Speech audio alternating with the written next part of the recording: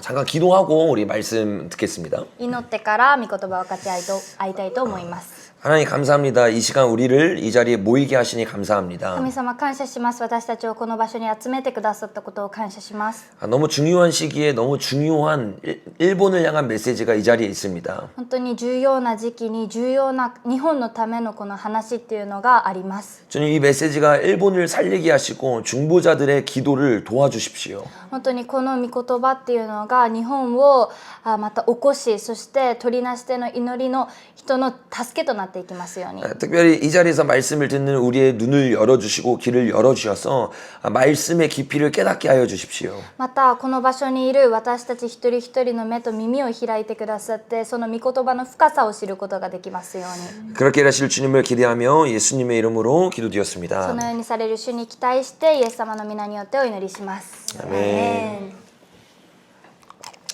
우리가 지난 시간에 여러분과 나누면서 계시록을 나눴던 게 기억나시죠? 以前私たちがこの場所で黙示録について分かち合ってたのを覚えてます 그때 か？ 꽤 긴 시간 계시록에 대해서 나눴는데 놀라웠던 것은 계시록에 나와 있는 예언이 지금 이 시대에 그대로 일어나고 있는 것을 우리가 나눴었습니다. 本当にその時結構長い時間分かち合ってたんですけど、驚くべきことなのはその黙示録の予言っていうのが今実際に起こってきてるっていうことですね。 특별히 저번 시간에 우리가 나눴던 것처럼 지금 이 시즌은 첫 번째 인부터 네 번째 인 사이의 시즌이에요. 今っていうのはこの一つ目の印、一つ目の封印から四つ目の封印までの間が今の時代なんです。 계시록에서 예언되는 것처럼 첫 번째 인이 흰색 말이었고 黙示録に書かれているように、一つ目の封印が白い馬でした。 그 말이 미혹인 것에 대해서 우리가 나눴었습니다. そしてその白い馬っていうのは誘惑であることについて分かち合ってきました。 그래서 2019년 말부터 시작해서 본격적으로 2020년부터 전 세계에 그 미혹이 시작됐죠. 本当にその2020年から始まってその誘惑っていうのがこの全世界に惑わし広がってきてますね。 최근에 제가 설교에서 여러 번 강조하면서 나눴지만 2020년에 일어났던 팬데믹은 완전히 사기극이고 인간을 통해 일어난 것이 지금 트럼프가 당선되고 난 이후에 다 드러나고 있습니다. この2020年に流行ったコロナのパンデミックっていうのは完全に人間が関与して起こったことであっていうのが今トランプが当選してからそういう事実が明かされてきていますね。 그동안 사람들은 이것이 음모론이라고 했지만 트럼프가 FBI 수장을 바꾸고 난 이후에 기밀을 해제해 보니까 음모가 아니라 진짜였습니다. でそのトランプがなるまではみんな人がこれを陰謀論って言ってたんですね。だけど実際にこうトランプがなってからその FBI 가全てこの本当の事実を明かし始めたんです。 실제로 빌 게이츠와 중국의 연결이 있었고 그거를 통해서 전 세계 가운데 미혹이 시작됐던 거죠. 実際的にこのビル・ゲイツと中国っていうのは関わりがあって、そういうのを通してこのコロナが始まっていった。 특별히 지난주에 나왔던 뉴스를 확인해 보면 이 팬데믹을 통해서 그들이 가장 크게 얻었던 유익 중에 하나는 트럼프를 대선에서 떨어뜨렸던 겁니다. この先週ニュースで出たことなんですけど、そのビル・ゲイツがこういうことをしたことによって一番大きなこの影響は何だかって言ったらこのトランプを、選挙から落としたっていうことですね。落選させたこと。 실제로 이런 사건들이 뉴스에서 사실로 드러났고 미국은 지금 발칵 뒤집혀지고 있어요. こういうことが事実として現れてきて、今アメリカっていうのはすごいもう動揺というかいろんなことがひっくり返されてる時期なんです。 2020년 당시에는 우리가 정확하게 몰랐지만 성경의 말씀에 빗대어 보며 우리가 시간을 보내고 지금 다시 돌아보니 성경에서 말한 미혹이 그때 진짜 일어났던 거예요. 2020年の当時だったら私たちが分からなかったんですけど、今振り返ってみると聖書の通りに予言されていて、本当にその惑わしっていうのが実際に起こっていたっていうことが分かります。 그리고 나서 두 번째 인이 붉은 말이 열렸습니다. そして2つ目の封印を解いた時に赤い馬が出てきました。 지난 시간에 나눈 것처럼 그 붉은 말은 전쟁이었어요. その赤い馬っていうのは以前分かち合ったように戦争のことでした。 정말로 거짓말처럼 2020년부터 러시아와 우크라이나의 전쟁이 시작됐죠. 実際的にこのウクライナとロシアの戦争が始まってきましたよね。 세계 중앙에서 시작한 이 전쟁은 결국에 세상의 중심이 된 이스라엘까지 번지게 됐습니다. そして中東から始まったこの戦いっていうののが今このイスラエル、この世界の中心であるイスラエルにまで広がってきたんです。 그래서 우리가 아는 것처럼 재작년부터 이스라엘이 하마스와 싸우기 시작했고 そして私たちが知っているように、一昨年からですね、イスラエルとハマスが実際的にこう戦いを始めたし、 그 전쟁이 헤즈볼라와 후티 반군까지 이르게 됐습니다. この、戦いっていうのがヘズボラとティーパン軍ってなんだろう、 후티? フティ 예멘. イエメンにもこう広がってきたんですね。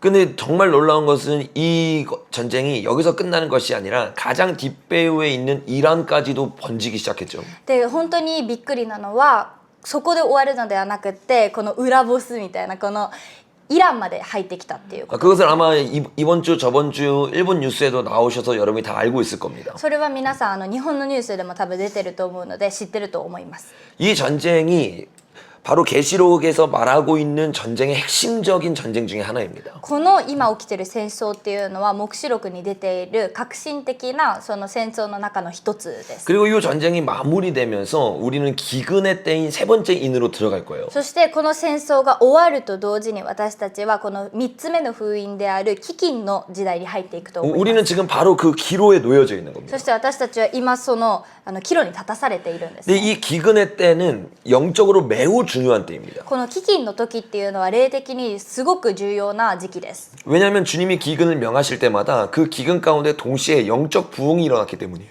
なぜなら主がその飢饉を起こすたびにその中には霊的なリバイバルが起こってきたからです。 예를 들면 초대교회 부흥이 일어날 때 아가보라는 선지자를 통해서 예루살렘의 기근을 예언했었습니다. 例えば、初代教会のリバイバルのことを主が話される時にアガボっていう、ことについて言っていました。 또 아모스 8장을 보면 기근이 전 세계에 이를 때가 있을 거라고 예언을 했어요. またアモスの8章を見るとその全世界に飢饉が起こるだろうということが書かれています。 그런데 그 기근 바로 뒤에 9장에 보면 그 기근의 때 다윗 장막이 완성된다고 이야기하고 있습니다. でもその飢饉のことが書かれている次の9章を見るとその時に、飢饉の時にダビデの幕屋が回復するっていうことも書かれてるんです。 그래서 세 번째인의 기근이 일어날 때는 전 세계적으로 경제적 기근이 일어나지만 동시에 영적 부흥이 일어나는 시즌이에요. なので黙示録に書かれているその3つ目の封印が解かれる飢饉の時にはもちろん経済的な飢饉とかいろんなことがありますけど、それと同時にリバイバルも起こっていくはずなんです。 그런데 성경을 제대로 보면 그 시즌이 정확히 어디까지 왔는지를 아주 구체적으로 우리가 알 수 있습니다. 聖書を見るとその時期が今どこまで来ているのかっていうのを本当に具体的に知ることができるんですね。 특별히 우리가 지금 계시록에서 나누고 있던 이 전쟁에 대해서는 구약의 선지자들이 여러 번에 걸쳐서 똑같이 예언을 했어요. 特に今この黙示録に出ている予言っていうのは旧約のその預言者たちも何回も何回も予言している、こう重複しているそういう予言なんですね。 특별히 그 예언을 가장 자세하게 예언한 게 시편 83편입니다. 特にそのことについてとても具体的に予言しているのが詩編の 83편. 83なんですね。 먼저 우리가 알아야 될 것은 시편의 노래는 그냥 단순히 노래가 아닙니다. 私たちが最初に知らないといけないことは詩編の歌っていうのはただ単なる歌ではないんです。 제가 오늘은 찾아볼 게 많아서 말로만 설명하겠습니다. 今日はちょっと調べないと開かないといけないところが多いので口だけで説明すると、 역대상을 보면 시편을 적었던 기자들에 대해서 선견자다, 선지자다라고 표현을 하고 있어요. その歴代史の第一を見ると詩編を書いているその人に関して彼らは本当にこの預言者だっていうふうに言っているんですね。 그는 시와 찬송과 신령한 노래로 미래를 내다보고 적었던 것이 바로 시편인 것입니다. 彼らはその霊を持ってこの未来を見て書いたのがこの詩編なんです。 그 시편을 자세히 보면 단순히 하나님만 찬양하고 있는 것이 아니라 앞으로 일어날 일들에 대해서 자세하게 예언해 詩 놓았습니다. 編を見るとただ単に主を賛美しているだけではなくってこれから起こることについてすごい具体的に予言をしている場所でもあるんです。 그래서 우리가 시편에서 예수님의 십자가의 고백들을 볼 수 있는 거고 なので私たちが詩編を見た時にイエス様のその十字架の告白を見ることができ 또 るし、 시편을 통해서 예수님의 재림에 대한 사건들을 볼 수가 있는 ま 겁니다. たここの詩篇を通してイエス様の再臨に関しての御言葉を見ることができるんです。 그것처럼 시편 83편은 지금 우리가 살고 있는 시대에 대한 중동 전쟁을 예언하고 있어요. この詩篇の83っていうのは私たちが今生きている時代の中東戦争のことについて予言をしています。 이 내용들을 살펴보니까 4절에 이렇게 이야기합니다. ここ4節を見るとこういうふうにあります。 말하기를 가서 그들이 멸하여 다시 나라가 되지 못하게 하여 이스라엘의 이름으로 다시는 기억되지 못하게 하자나이다. 彼らは言っています。さあ彼らの国を消し去ってイスラエルの名がもはや覚えられないようにしよう。 지금 어떤 무리가 하나님의 백성인 이스라엘을 공격해서 다시는 이름조차 없애버리겠다고 이야기하고 있어요. 今ある人たちはこの神様の国であるイスラエルをこうなくしてその名前ですらも忘れ去られるようにしようっていうことをここで言ってるんですね。 지금 이란이 이스라엘에 대해서 말하는 내용과 비슷하죠. 今イランがイスラエルに関して言っている言葉とちょっと似てますよね。 더 충격적인 것은 이 대상이 누구인지를 더 구체적으로 뒤에 적어놓고 있다는 겁니다. この、もっと衝撃的なことはこの対象が誰なのかっていうのをこの後ろでもっと詳しく言ってます。 5절에 보니까 그들이 한 마음으로 의논하고 주를 대적하여 서로 동맹하였다라고 말하고 5 있습니다. 節を見ると彼らは心を一つにして悪巧みをし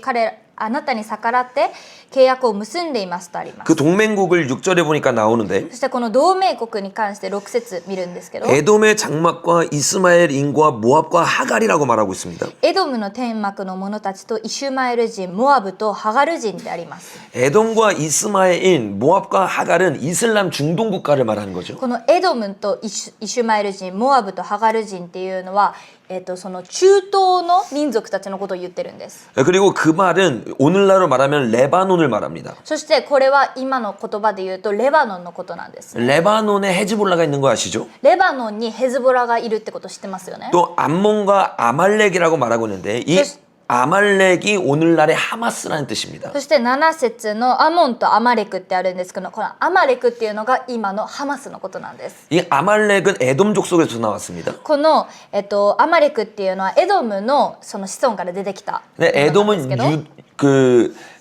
저기 그 뭐지 유목민을 뭐라고 하지? 돌아다니는 민족이었기 때문에 このエドムっていうのはこの遊牧民だったんです。 여러 나라 가운데 머물러 있었는데 だからいろんな国にこう滞在してたんですけど、 특별히 오늘날로 말하면 가자지구라고 하는 팔레스타인에 있고 特に今の言葉で言ったらこのガザ地区ですね、パレスチナのガザ地区にいた 또 り、 헤즈볼라에 있었고 またそのヘズボラにいたり、 마지막은 이란에 있었습니다. 最後はイランにいたんです。 그래서 아말렉에서 대표적인 이란에 있었던 민족 중에 한 명이 하만이죠.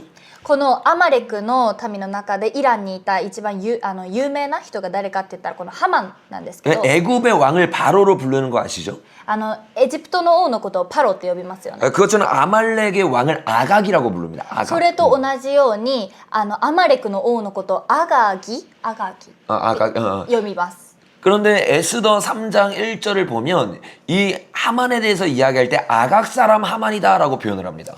このエステルの3章1節を見たときにこのハマンのことをアマギの人ハマンって呼ぶんですね。 그러니까 그때 당시에 아말렉 사람들이 아말렉 사람들이 그 페르시아인 이란 속에 있었다는 걸 우리가 알 수 있죠. だからその言葉を見たときにこのアマレクの人たちがペルシアの中にいたっていうことを見ることができます。 하만이 살던 시대는 메데와 바사 시대입니다.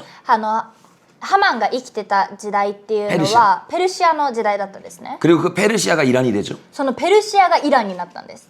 그렇기 때문에 이란이 있는 그곳 가운데 하만이 있었다는 것을 우리가 정확하게 알 수 있는 겁니다. だからそこに今ハマンがいたっていうことを知ることができます。 그래서 우리가 성경을 보면 왜 하마스와 헤즈볼라와 이란이 한 편인지를 우리가 이해할 수 있는 거예요. だから私たちが聖書を見たらなんで하마스와 헤즈볼라와 이란.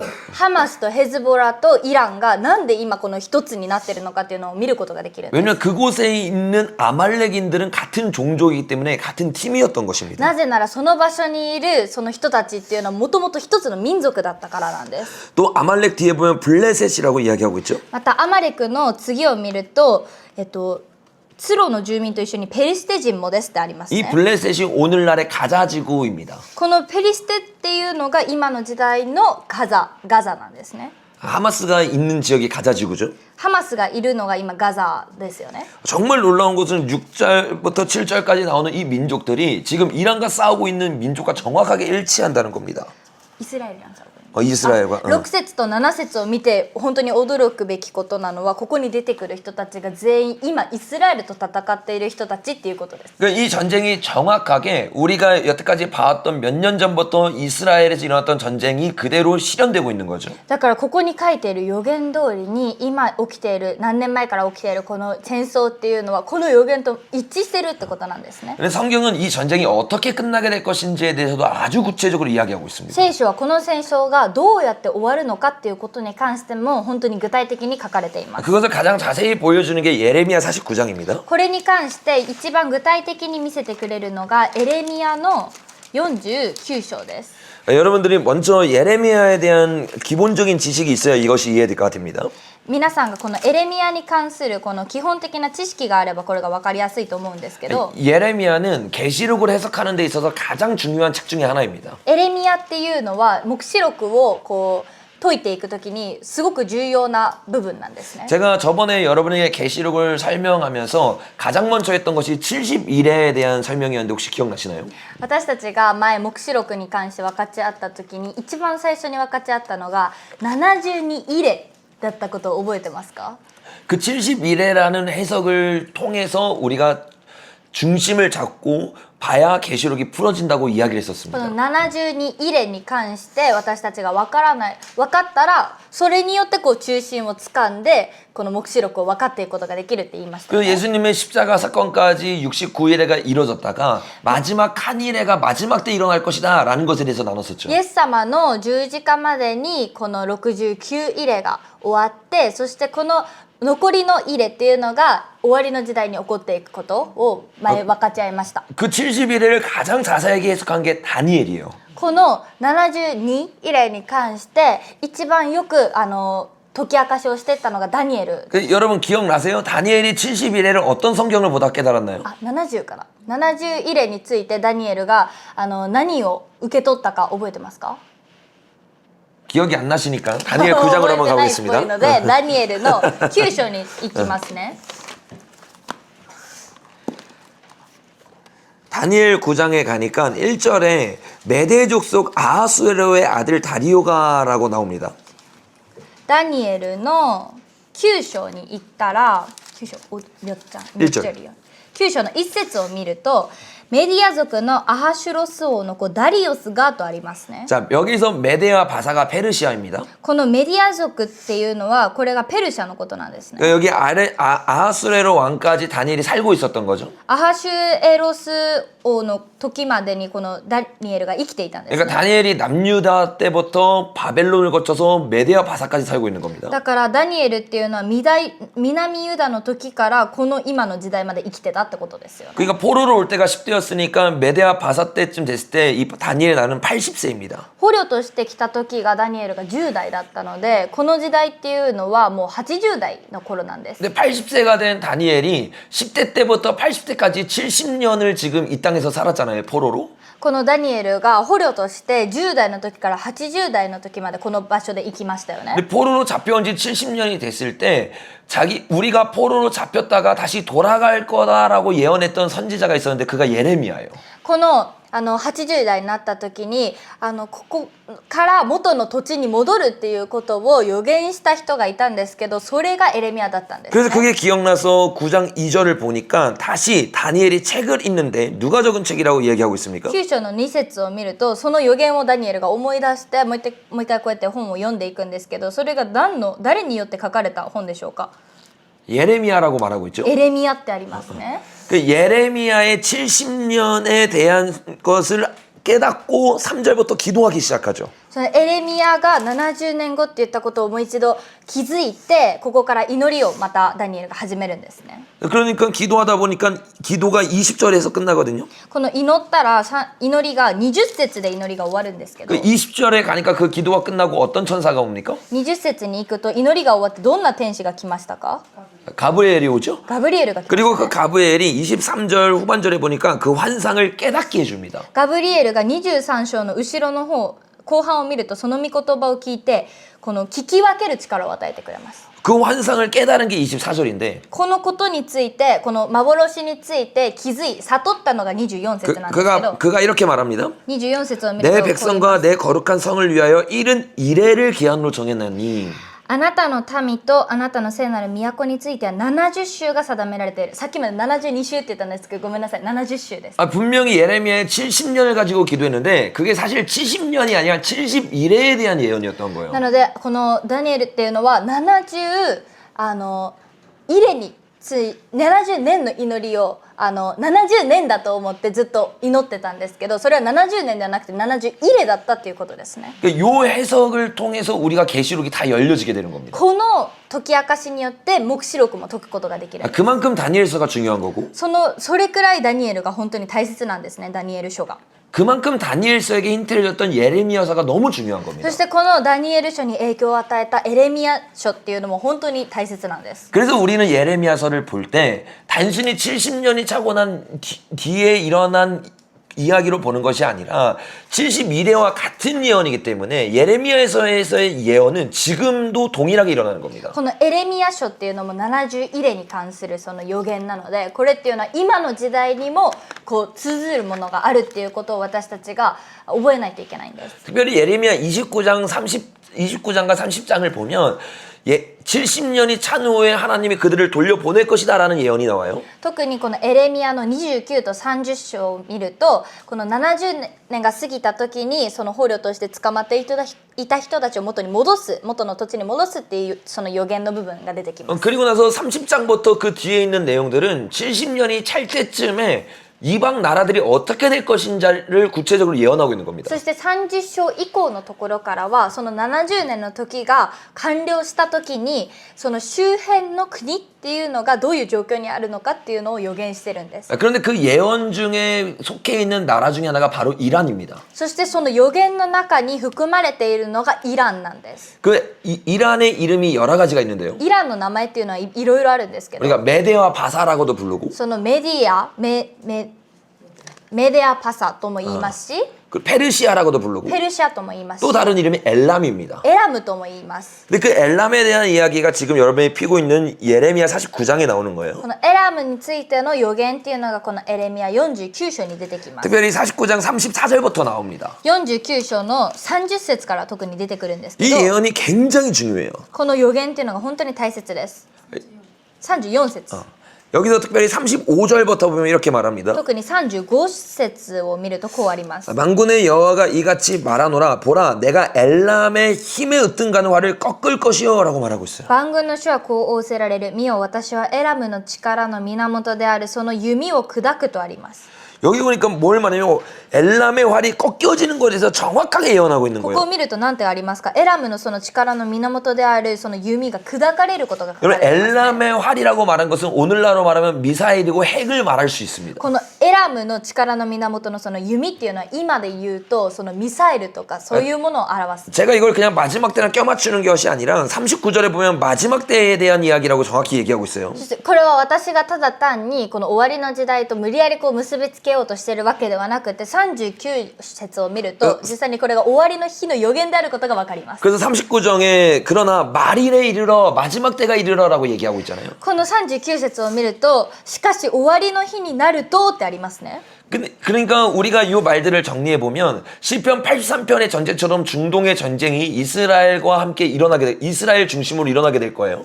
本当に私たちがこのことから何が言えるかって言ったら、詩編の83編に出てきたようにイスラエルのに関係するこの戦争っていうのが起きていきますね。 이 전쟁 가운데 이스라엘이 승리하는데 특별히 이란의 할이 꺾여지게 될 거라는 겁니다. そしてこの戦争の中で戦争を通してイスラエルが勝利をするんですけど、その中でこのイランのその弓が砕かれるっていうことです。 며칠간 이스라엘에 대한 뉴스를 제대로 보신 분이라면 이 놀라운 일이 지금 일어나고 있다는 것을 알 거예요. この数日間出てくるこのニュースを見たら分かると思うんですけど、今本当にびっくり驚きなことがいっぱい起きてますよね。 정말 놀라운 것은 주님이 몇 주 전부터 계속 그런 감동을 주셨고 오순절 이후로 이런 놀라운 일들이 일어날 것에 대한 마음을 계속 주셨었어요. 本当にびっくりなのはこの数週間前から祈っている時に神様が特にこの杉越の祭り民に関してのその心をずっと与えてくださってたんです 그래서 ね。 저희 교회가 오순절에 맞춰가지고 이스라엘에 들어가서 기도를 하는데 바로 이 기도를 했었습니다. それで私たちの教会宣教にイスラエルにちょうど杉越の祭りに合わせて行っていたんですけど、そこでちょうどこの祈りをしていたんです。 이란의 활인 모든 핵시설이 무너지게 해주십시라고 우리가 그 땅을 밟고 기도를 했어요. イランのその力の各源であるその核の施設がすべて砕かれるようにっていうふうに祈ってたんです。 50명이 가서 10일 동안 기도를 했고 50人が行って10日間祈り、 그리고 우리가 다시 한국으로 돌아왔습니다. そしてまた韓国に戻ってきました。 저희가 정말 놀랐던 것은 우리가 돌아오고 그 다음날 바로 이 전쟁이 실제로 시작이 된 거예요. 本当に私たちがびっくりしたのは、私たちが韓国に帰ってからその次の日にこの戦争がまた起き始めたっていうこと 우리 ですね。 하나님의 말씀을 붙잡고 기도하기 시작할 때 주님은 실제로 역사하시는 분이라는 私 거예요. たちが神様の御言葉を掴んで実際的に祈るときに、神様は必ず働かれる方であります。 이 전쟁이 일주일 정도 됐잖아요. この戦争が今1週間くらい過ぎましたね。 오늘 여기 오면서 마지막으로 뉴스를 봤는데 충격적인 뉴스가 나왔어요. 今日ここに来ながら最後にそのニュースを見たんですけど、衝撃的なニュースを見ました。 이란 가장 깊숙하게 있는 핵시설이 있어서 어찌할 수 없었는데 그곳에 미국이 폭탄을 2방 떨어뜨렸죠. 이게 오늘 아침 뉴스입니다. そのイランの核施設の中でも一番深いところにある、一番この壊しにくいそういう施設があったんですけど、それをアメリカの軍隊がそこにミサイルを2発落としましたね。これが朝のニュースです。 진짜 성경의 말씀처럼 이란의 핵이 완전히 다 박살이 나버린 거예요. 本当に聖書の予言の通りにこのイランの、核施設っていうその弓が砕かれていたんです。 그리고 성경에서 말하기는 핵이 부러지고 난 이후에 이 전쟁이 잠깐 멈추면서 이스라엘의 평안한 때가 찾아올 거라고 이야기하고 そ 있습니다. して聖書で何て言ってるかって言ったら、この弓が砕かれると同時にイスラエルにその平和の時期が来るっていうふうに言 자, ってます。 그 예언이 어디 나오면 에스겔 38장에 나오는데 その予言がどこに出てくるのかって言ったら、エゼキエルの、 이 예레미야 49장 다시 돌아올 거니까 이렇게 표시하고 여러분이 가주시면 좋습니다. このエレミヤのところまた戻ってくるので、ちょっと手で置いたまんまエゼキエルの 자, 에스겔 38장으로 한번 가보겠습니다. 38章に行きましょう。 그곳에 가면 7년 대환란이 일어나기 바로 직전에 일어날 전쟁에 대해서 예언하고 있습니다. そこを見るとその7年の大観難が起こるすぐ直前に起こることについて書かれています。 여러분들이 아셔야 되는 것이 곡과 마곡 전쟁이 한 번이 아니라 3번이라는 것을 이해하셔야 돼요. 皆さんが覚えておかないといけないことは、マゴクの地の極のその戦争っていうのは1回じゃなくて3回起こるっていうことで 그러니까 す。 성경을 제대로 안 보면 우리는 계시록 20장에 있는 곡과 마곡 전쟁만 생각합니다. 聖書をよく見ないと、私たちは黙示録に出てくる極とマゴクのその戦争だけを考えてしまうんですね。 그래서 흔히들 이 정도만 아는 사람들은 곡과 마곡 전쟁이 7년 대환란 전에 일어나는 것이 아니라 천년왕국 뒤에 일어나는 거 아니야? 라고 의문을 품어요. だから普通になんか聖書を知ってる人たちっていうのは、あれ極とマゴクの戦争は7年の大観難の時じゃなくって千年王国の時に起こるんじゃないのっていう疑問を抱くんです、ね。 그런데 성경을 제대로 보면 곡과 마곡 전쟁이 3번이라는 것을 우리가 알 수 だけど 있습니다. 聖書をよく見ると、極とマゴクの戦争っていうのは3回あるっていうことを知ることが 첫 できます。 번째는 7년 대환란 전에 일어나고 1回目は7年の大観難の前です。 이게 7년 대환란을 알리는 신호탄입니다. これが7年の大観難が始まるっていうことを知らせるそういう印です 그 ね。 두 번째가 우리가 흔히 알고 있는 아마겟돈 전쟁인데 이 전쟁을 성경에서는 또 다른 이름으로 곡과 마곡 전쟁이라고 말을 そ 합니다. して2つ目が皆さんよく知っているそのアルマゲドン、ハルマゲドンの戦争なんですけど、これが別の名前が極とマゴクの戦争。 그게 에스겔 39장에 예언되어 있어요. これがエゼキエルの39章に予言されてます。 이게 7년 대환란의 끝을 알리는 전쟁입니다. これが7年の大観難のこの最後をバシッと決めるそういう戦争。 그러니까 7년 대환란의 시작을 전쟁으로 알리고 その7年の大観難の始めをまずこの戦争で教え 그 끝을 て、 전쟁으로 알리는 そ 거예요. してその終わりもこの戦争で教えるんですね。 그리고 그 전쟁이 끝남으로 동시에 천년왕국이 시작되는 そして 거죠. その戦争が終わるのと同時に千年王国に入るんです。 그리고 천년왕국이 끝나면서 계시록 20장에 있는 곡과 마곡 전쟁이 시작되는 そ 거예요. してこの千年王国が終わる時にまた黙示録に出てくる極とマゴクの戦争が 그러니까 起きる。 세 가지의 곡과 마곡 전쟁이 시즌을 계속 우리에게 보여주는 거죠. だからこの3回にわたって起きる極とマゴクの戦争がシーズンを私たちに教えてくれる役割をするんです。 그래서 사람들이 흔히 착각하는 게 38장과 39장이 이어졌기 때문에 고가 마곡 전쟁이 38장과 39장이 똑같은 거라고 생각을 해요. 皆さんがよく勘違いをしてしまうのはエゼキエルの38と39にこうつながってゴクとマゴクの戦争の話が出てくるのでこれが同じ一つのことやと思っちゃうんですね。 오늘은 요걸 나누는 날이 아니니까 제가 말로만 설명하겠습니다. これは今日分かち合う内容じゃないので口だけ説明します。 집에 돌아가서 38장과 39장을 자세히 비교해 보세요. 一回家に帰って38章と39章をよくちょっと比較してみてください。 그러면 이스라엘을 공격하는 대적이 모이는 규모와 죽는 방법과 죽는 수가 다르다는 걸 알 수 있습니다. そしたらイスラエルのことを攻撃するこの敵っていうのが集まる数と集まっている場所とその規模が違う人数も違うっていうことを分かります。 그러니까 명확하게 다른 사건인 거죠. だから明確にこれは違う戦いなんですね。 특별히 에스겔에서 집중하고자 하는 거는 이 7년 대환란을 시작하는 전쟁과 7년 대환이 끝나는 전쟁에만 주목하고 있는 거예요. このエゼキエルっていうのは7年の大観覧が始まる時と終わる時に関してこう注目してる戦争なんですけど 그래서 40장부터 뭐가 나오냐? 천년왕국이 나오죠. なので40章から何が出てくるかって言ったら千年王国が出てきます。 그러니까 7년 대환란에 대한 이야기는 에스겔에는 생략되어 있는 겁니다. なのでこの7年の大観覧に関しての話っていうのは集約されてるんですエゼキエル書に。 그리고 바로 천년왕국으로 들어가면서 고가 마곡 전쟁의 두 가지 부류를 정확하게 우리에게 보여주고 있는 거죠. そしてこの黙示録に入りながら다시 한번38장과 39장의 전쟁을 통해서 우리에게 고가 마곡 전쟁이 두 개라는 걸 보여주고 있는 거죠. 38章と39章を通してゴクとマゴクの戦争が2つあるっていうことをまず教えてくれて 자, 그 중에서 우리가 자세히 볼 것은 38장의 7년 대환란이 일어나기 직전의 전쟁입니다. そして38章っていうのは私たちが、7年の大観覧に入る前のそのゴクとマゴクの戦争なんですね。 자, 여기 2절에 보니까 마곡 땅에 있는 로스와 메섹과 두발 왕 곧 고게게라고 이야기하고 있어요. この2節を見ると、マゴクの地のゴクにいるそのメシェクとトバルの王ってありますね。 자, 여기 보면 로스 땅이 오늘날로 러시아입니다. ここの일본어로는 또 다른メシェクっていうのが今のロシアなんです。 요게 로스, 메섹, 두발이 러시아 땅인 거예요.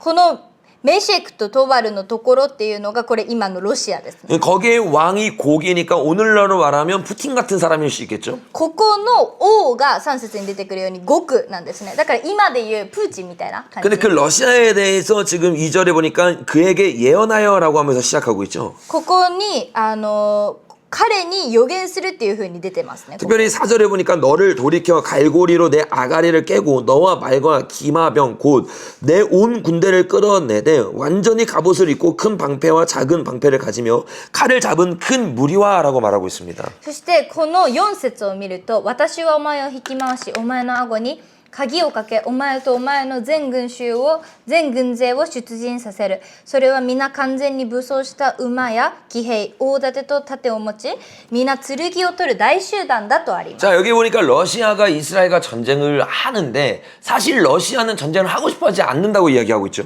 なのでここを見るとロシアとイスラエルが戦争をするってあるんですけどでもロシアはしたくてその戦争をしてるわけではない 전쟁을 하려고 하는 게 아니라 갈고리로 입이 깨어져서 전쟁에 억지로 참여하게 되는 장면을 보여주고 し 있죠. たくてしてるんじゃなくてお前の顎に鍵をかけってあるようにこうやってなんか無理やり引っ張られて戦争してるイメージなんです。 이 전쟁을 뒤에서 주동하고 있는 인물이 누구냐? 5절에 나옵니다. この戦争を後ろでこう企ててこの操っている人が誰かって言ったら5節に出ます。 5절에 보니까 그들과 함께한 방패와 투구를 갖춘 바사와라고 말하고 있어요.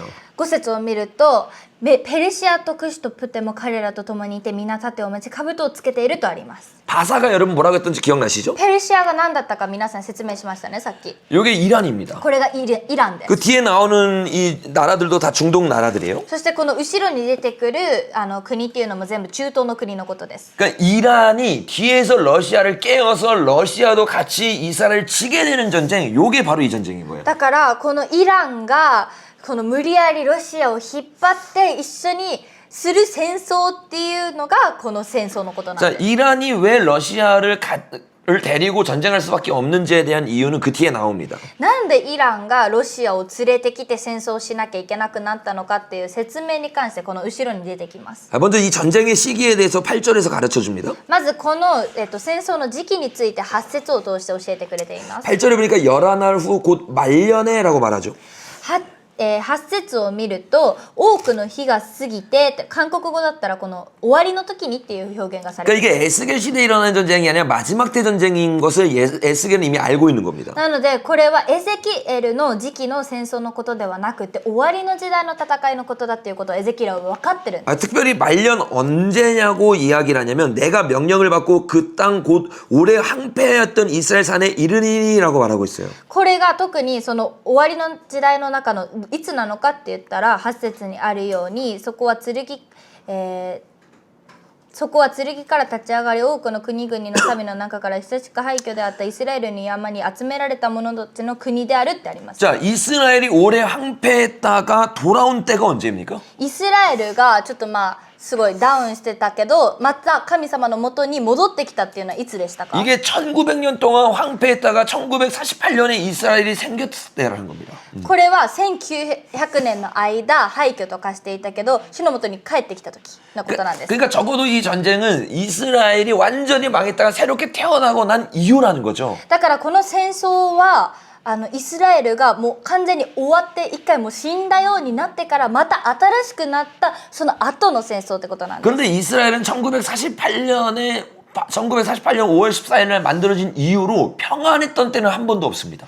でもイスラエルっていうのは1948年の5月に建てられてからその後平和だった時は一回もないんです。 지금까지 1차, 2차, 3차, 4차 중동 전쟁이 계속 일어나고 있죠. だから今までも一次第一次第二次第三次第四次ってこう中東戦争ずっと起きてますよね。 우리가 나눴던 것처럼 그 가장 뒤에 이스라엘 무너뜨리려고 했던 곳에 이란이 있었단 말이에요. でその黒幕後ろのその戦争の黒幕っていうのはイランだったんです。 근데 성경이 말하기를 아까 우리가 나눴던 예레미야에 보니까 그 활을 완전히 꺾어버린다고 했죠. そして私たちさっき見たようにエレミヤ見たようにこの弓を砕くってありますね。 자기를 치던 가장 큰 적이 무너지고 나서 이스라엘은 잠시 평안이 임하게 됩니다. 自分を一番いじめていたそのイランが打ち倒された後にイスラエルには平和が来ます。 이게 곧 앞으로 우리 코앞에 일어날 일들이에요. これが私たちの目の前に置かれている未来なんです。 그래서 잠시 평안한 때, 그때가 지금 이 8절에 나오는 때인 겁니다. この短期間の間平和な時これが8節に出てくる時なんです。 그때 그 모습을 러시아와 이란이 보면서 다시 저들을 무너뜨려야겠다라고 생각을 하는 거죠.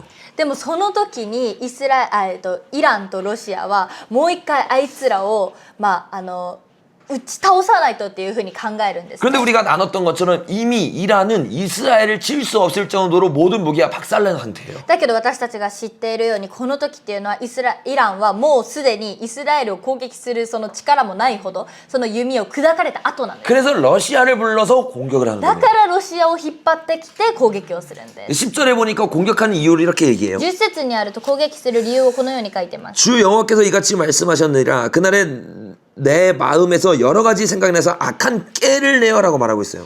10節神である主はこう言うその日にはお前の心にさまざまなことが思い浮かぶお前には悪巧みを巡らせてとあります。 그들이 냈던 악한 깨가 뭐냐면 11절에 보니까 평안의 고을들로 올라가리라 라고 이야기하고 있죠. ここを見ると悪巧みっていうのは何かというと安心して11節ですね。安心して暮らす平穏な者たちのところに侵入しようですね。 그들이 이스라엘 봤는데 이스라엘은 지금 어떤 상황이냐면 평안한 때라는 거예요.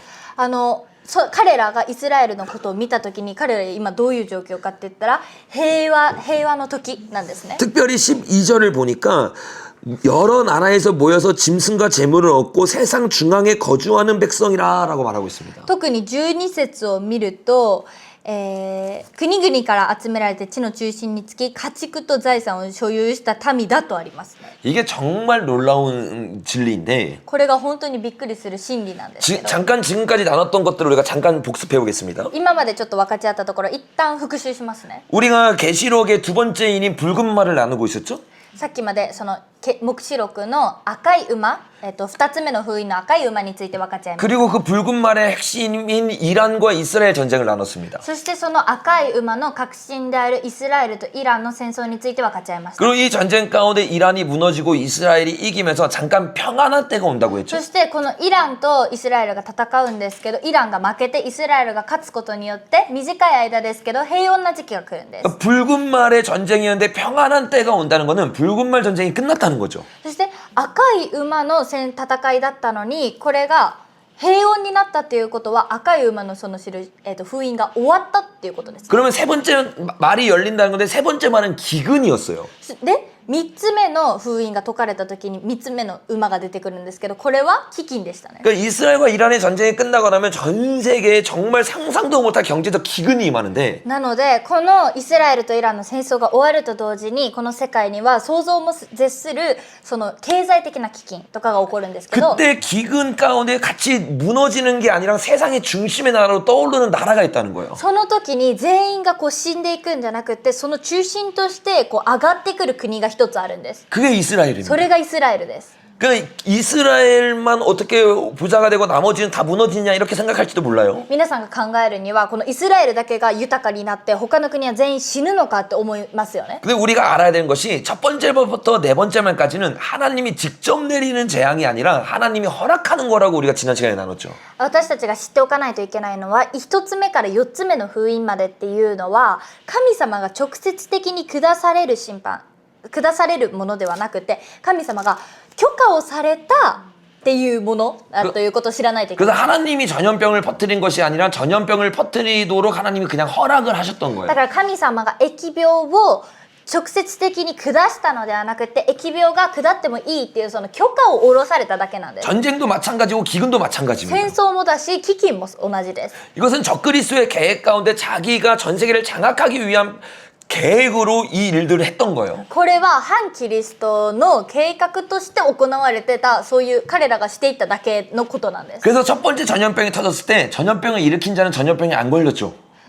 だから一つ目のこの疫病っていうのが流行っていた時に、こう流行らした人は疫病にかかりませんでしたよ。 또 백신도 안 맞죠. でワクチンも打たなかったですよね。 왜냐면 자기는 알고 있기 なぜ 때문입니다. なら自分自身が知っているから。 두 번째 전 세계에 전쟁이 일어났을 때도 가장 이익을 보는 건 누군지 아세요, 여러분? この2つ目の戦争が起こった時も一番利益を得た人は誰か知ってますか？ 전쟁에 참여해서 이긴 자가 아니라 뒤에서 무기 팔고 있는 자입니다. これは戦争をして勝ったものではなくて、後ろで武器を売っていった人たちなんです。 그게 다 같은 세력이란 そ 말이에요. れが全て全員同じ勢力なんです。 그리고 그 세력들이 세상의 중심을 이스라엘로 만들면서 이스라엘의 중앙에 자기가 앉아서 하나님 되게 하기 위해서 전 세계를 무너뜨리면서 이스라엘을 중심으로 세우는 겁니다. 彼らが何を求めてるのかって言ったら、イスラエルをこう立て上げてその王座に自分がつくこと、そのために今イスラエル以外の国を滅ぼしていこうと、イスラエルだけを上げようとしてるんです。 이것이 그들의 악한 계획인 것 같지만 사실상 하나님은 이미 예언으로 알고 있으면서 허락했기 때문에 하나님의 뜻대로 이루어지고 있는 거죠. だからこれは彼らが本当に悪巧みをして本当にこう成功してるように見えるんですけど、神様もそれを知っておられて、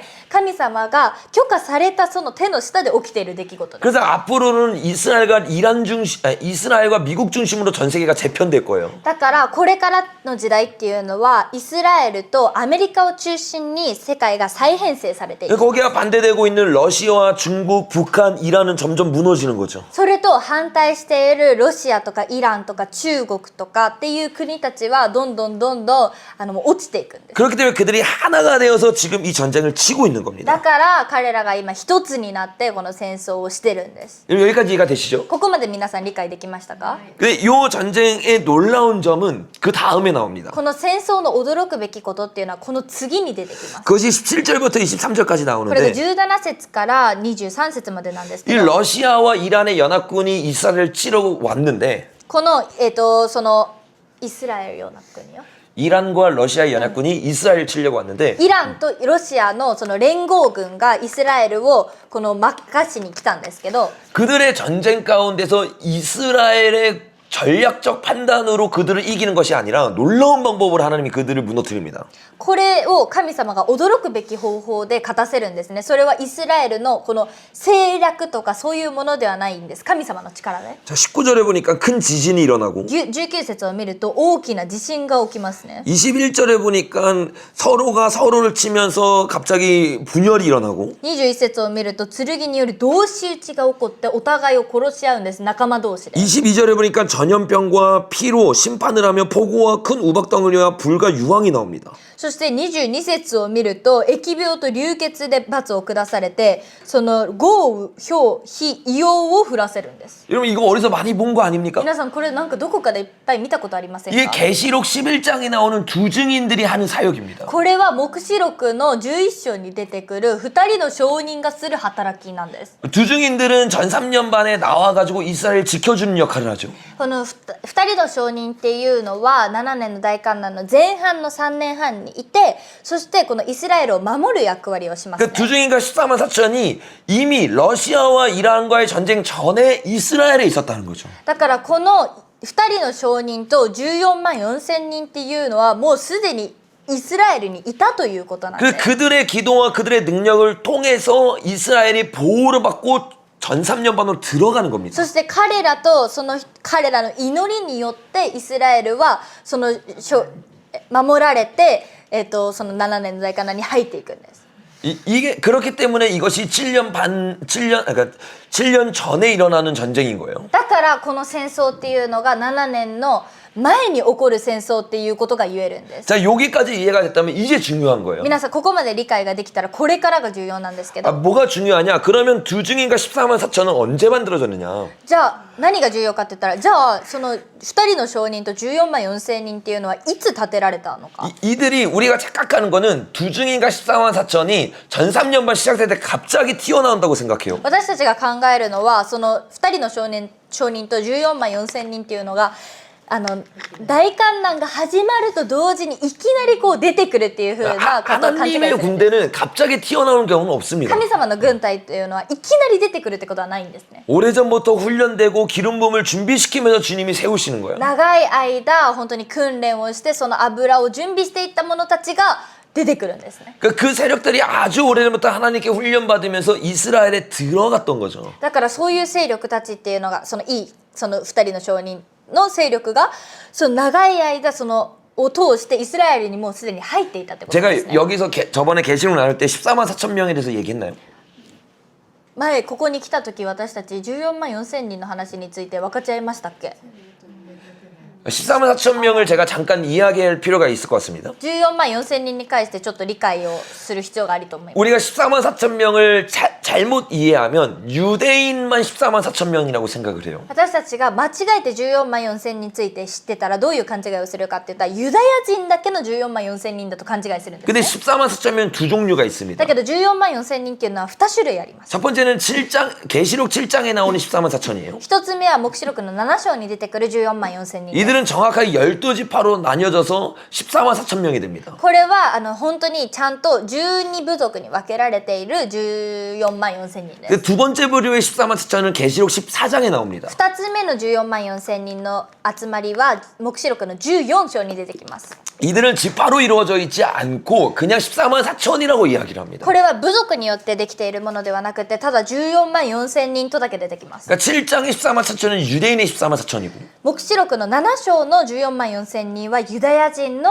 14万4千人。 14장의 14만 4천은 이방인의 14만 そ 4천입니다. して14章の14万4千人っていうのは異邦人たちの14万4千人なんです。 요거를 레이기를 이해해야 우리가 확실히 이해할 수 これは 있는데 私たちがレビ記を理解したら分かるんですけど 레이기에 보면 오순절 절기에 대해서 자세히 설명을 합니다. レビ記を見ると杉越の祭りに関して具体的に出てきます。 근데 오순절 절기에 레이기 23장을 보면 떡을 하나 만드는 게 아니라 두 개를 만들어요. このレビ記の 23장. 23章を見るとこの餅、パンを準備するときに一つじゃなくて2つ準備するってことについて出てきます、 하나는 유대인의 떡이고 하나는 이방인의 떡입니다. 一つは、ユダヤ人用のパンそしてもう一つは異邦人用のパンなんです。 나중에 기회가 되면 나누겠지만 7년 대환란은 나팔절 시즌입니다. そしてまた機会ができたら言うんですけど7年の大観覧っていうのはラッパの祭りの時期なんです。 7년 대란이 되기 전까지는 오순절의 시즌이에요.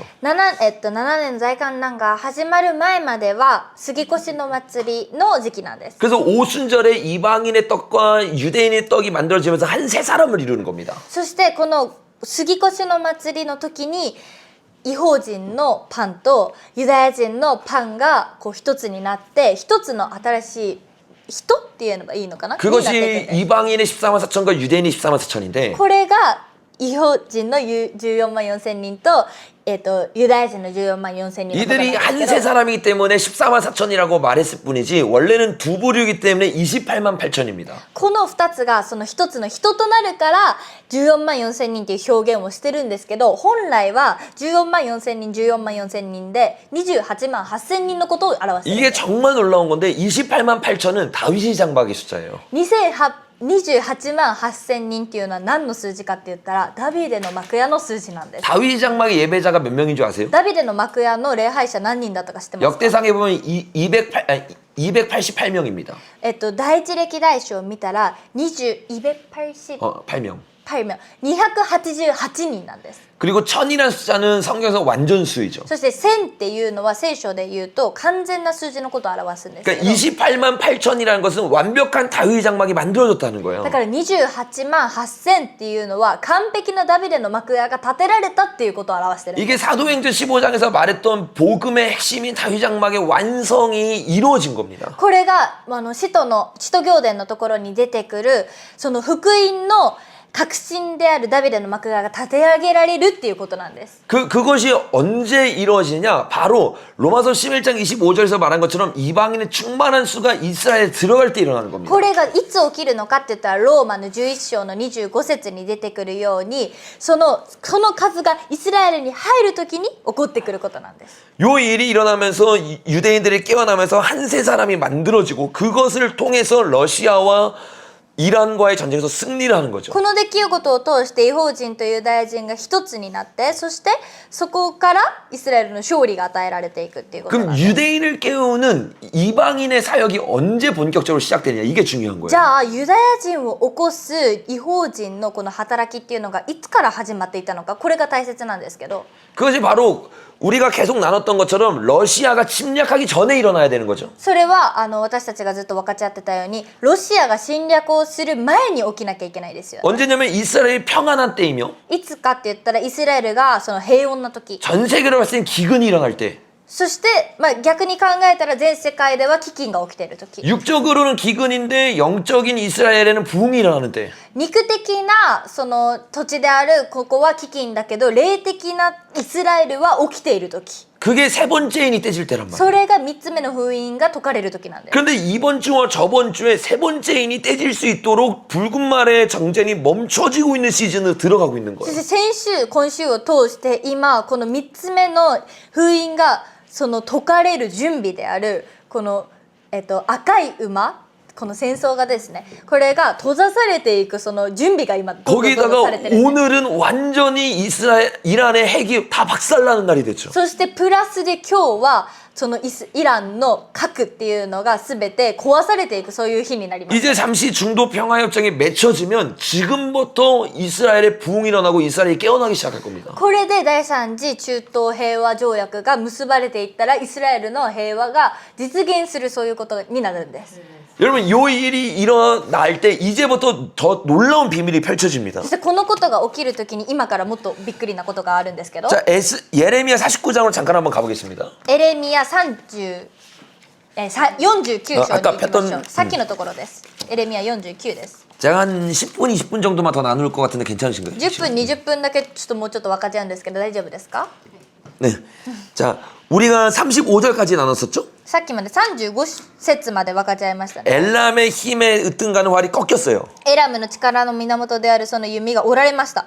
그리고 나서 이란이 완전히 무너질 때는 36절부터인데 そしてこれからイランが完全に砕かれていく時っていうのは36節からなんですけど 아까 나눴죠. 할이 무너지고 이란이 바로 무너지는 게 아니라 이스라엘의 편안한 때가 온 다음에 러시아와 같이 공격하면서 완전히 무너지는 겁니다. さっき分かち合ったようにこの弓が折られてすぐにイランが倒れるのではなくってイスラエルに一旦平和が来てそしてそのイランがロシアを引っ張ってきてまた戦争をした時にイランが倒れるんです 근데 그 36절이 너무 중요한데 이렇게 말해요. この36節すごい重要なんですけどこうあります 하늘의 사방에서부터 사방 바람을 엘람에 오게 하여 그들을 사방으로 흩으리니라고 말하고 있어요. 私は天の四隅から四方の風をエラムに吹きつけさせ彼らをこの四方の風で吹き散らすとあります 여기 보니까 러시아와 이란이 함께 공격해 왔을 때 이란이 완전히 무너져서 엘람에 쫓겨난 자가 가지 않는 나라가 없을 정도로 다 흩어지죠. だからここを見るとロシアとイランがこう集まってこう一緒に戦争をこう始めていった時に負けてそしてそのエラムの人たちがもういない場所がないくらいこの全世界に散らされるんですね 근데 그때가 언제냐면 사방에서부터 바람이 온다고 얘기하고 こ 있어요. れの時がいつかって言ったらこの天の四隅四方の風が吹かれる時なんですね 요 시즌이 7년 대환란 바로 직전이라고 했던 거 기억나시죠? これがその7年の大観覧の本当に直前だって言ってたことを覚えてますか 자, 이걸 기억하고 계시록 7장으로 가봅시다. これを覚えてる状態で黙示録の7章に行ってみましょう 7장 2절이에요. 7章の2節です 여기 보니까 아까 제가 말했던 14만 4천 명이 생기는 장면을 보여주고 こ 있습니다. こを見ると私がさっき分かち合った14万4千人が出てくるそのようなことについて書かれてます 근데 이렇게 얘기해. 1절에 보니까 이 일 후에 내가 내 천사 땅 내 모퉁이에 선 것을 보니 땅의 사방 바람을 붙잡아 바람으로 하여금 땅에나 바다에나 각종 나무에 불지 못하게 하더라 라고 말하고 있어요. 一節その後私は4人の御使いを見た彼らは地の四隅に立ち地の四方の風をしっかりと抑えて地にも海にもどんな木にも吹きつけないようにしていた 요 바람이 불면 7년 대환란이 시작하는 겁니다. この風が吹き始めたら7年の大観覧が始まるんです 근데 7장 1절은 불고 있습니까? 안 불고 있습니까? この7章の一節を見たらこれ風吹いてますか吹いてませんか 안 불고 있어요. 언제까지 안 부는 줄 아세요? この風吹いてないですねこの風いつまで吹かないか知ってますか 3절에 보니까 14만 4천이 인칠 때까지 바람이 안 붑니다. この3節を見ると神のしもべたちにその額に印を押されるまでは吹かないんです 여러분 14만 4천이 인침을 받고 나서 성령님을 구하기 시작하니까 늦은 비 성령이 급한 바람처럼 움직이는 거죠. この神のしもべたち14万4千人の額に印を押されて聖霊様を求めていった時からこの風が吹き出すんです 사도행전 2장에서 이른비 성령이 급하고 강한 바람처럼 임한 것처럼 마지막 때도 바람처럼 성령님이 임할 건데 使徒の働きを見た時にその聖霊様が本当に速い風のように私たち臨在されましたよね使徒たちにそれと同じように黙示録のこの時にも風のように臨在されるんです 그 일은 인침을 받은 신부들이 일어나기 전까지는 안 일어난다는 거예요. でもこれはその神のしもべたちが額に印を押されるまでは起こらないんです 그래서 나팔절 전 시즌이 인 시즌인 건데 인. だからこのラッパの祭りの前の祭りっていうのがこの印のシーズンなんです、ね、 일곱 인의 시즌이 첫 번째 나팔, 첫 번째 인, 두 번째 인, 세 번째 인, 네 번째 인이 14만 4천의 인을 치고 있는 시즌이라는 거죠. この1から4つまでのこの封印っていうすみませんさっき印の印の時代って言ったんですけど封印の時代ですね 근데 놀라운 것은 아까 우리 에스겔 예레미야 49장 봤잖아요. 私たちさっきエゼキエルの49章を見ましたよね 엘람이 무너질 때는 바람이 멈춰 있습니까? 불고 있습니까? このエラムがやられる時っていうのは風が吹いてますか吹いてませんか 바람이 불었죠. 吹いてました 그러니까 이 말은 무슨 말이냐면 요 시즌은 14만 4천이 준비가 됐다는 거예요. これは何かって言ったらこのシーズンっていうのは14万4千人の準備ができた時なんです 그래서 이란과 러시아와 싸울 때 군사 전력으로 이긴 것이 아니라 하나님의 놀라운 역사로 이기는 걸 봤잖아요. だからこのエラムとロシアが戦う時にこの神様のそのイスラエルの力じゃなくて神様の驚くべき見業によって勝つことを見ましたね 그러니까 지금 이 바람이 불어올 수 있도록 주님이 이스라엘을 깨우도록 이방인들을 이스라엘로 보내는 시즌이 바로 세 번째 인의 시즌이라는 겁니다. だからこの3つ目の封印の時っていうのはイスラエルの人たちを目覚めさせるその14万4千人が印を受けるそのような時期なんです。 자, 이해가 되십니까? 理解できますか？大丈夫ですか？ 아멘. 자, 여기서부터 이제 더 중요합니다. もっと今から重要になるんですけど、 자, 그럼 그 바람이 어디서부터 불어오냐? その風がどこから吹いてくるのか。 7장 2절을 보세요. 7章の2節見てください。 계시록 7장 2절. 黙示録7章2節。 또 봄에 다른 천사가 살아계신 하나님의 인을 가지고 해 돋는 데로부터 올라와서 また私はもう一人の御使いが火の昇る方から生ける神の印を持って昇ってくるのを見た。 그러니까 성령의 바람이 불기 위해서 인사역이 시작되는데 그 인사역을 하는 나라가 어떤 나라냐? 해 돋는 나라에서부터 시작한다는 거예요. 精霊の風が吹くためにその印を押されるそのような出来事があるんですけど、この印を押す御使いっていうのは火の昇る方から来るっていうこと 여러분 です。 이스라엘 중심으로 해 돋는 나라는 대한민국과 일본입니다. イスラエルを中心として見たときに日の昇る国っていうのは韓国とイスラエルの日本なんですね。 실제로 이사야 41장도 그걸 계속 예언하고 こ 있어요. のことに関してイザヤの41節でもずっと予言をしています。 이사야 41장부터 이스라엘을 깨울 날을 내가 너에게 보낼 것이다 라고 이야기합니다. イザヤの41章から見ていくと、イスラエルを起こす国々を私が送るとあります。 근데 41장 2절을 보니까 동방에서 사람을 일깨워 부를 것이다 라고 말해요. イザヤの41の2章を見ると、誰が一人のものを東から起こしってあります。 25절도 보세요. 25節も見てくだ 내가 さい。 한 사람을 일깨워 북방에서 오게 하고 내 이름 붙는 자는 해 돋는 곳에서 오게 할 것이다 라고 私 말하고 が 있어요. 北から人を起こすと彼は来て、火の昇るところから私の名前を呼ぶとあります。 여러분 어디서 온다고 말하고 ど 있어요? こから来ると言ってますか？ 해 돋는 곳이라고 말하고 火 있어요. の昇るところです。 또 46장도 한번 가봅시다. そして46章も行ってみましょ 46장 10절에 가니까 이렇게 う。 말합니다. 46の10節を見るとこうあります。 내가 시초부터 종말을 알리며 아직 이루지 아니한 일을 예적부터 보이고 이르기를 나의 뜻이 설 것이니 내가 나의 모든 기뻐하는 것을 이루리라. 내가 동쪽에서 사나운 날짐승을 부르고 먼 나라에서 나의 뜻을 이룰 사람을 부를 것이라. 10節11節、私は後のことを初めから告げ、まだなされていないことを昔から告げ、私の計画は成就し、私の望むことをすべて成し遂げるという。私は東から猛禽を、遠い地から私の計画を行う者を呼ぶ。私は語ってそれを来たらせ、計画を立ててそれを実行する。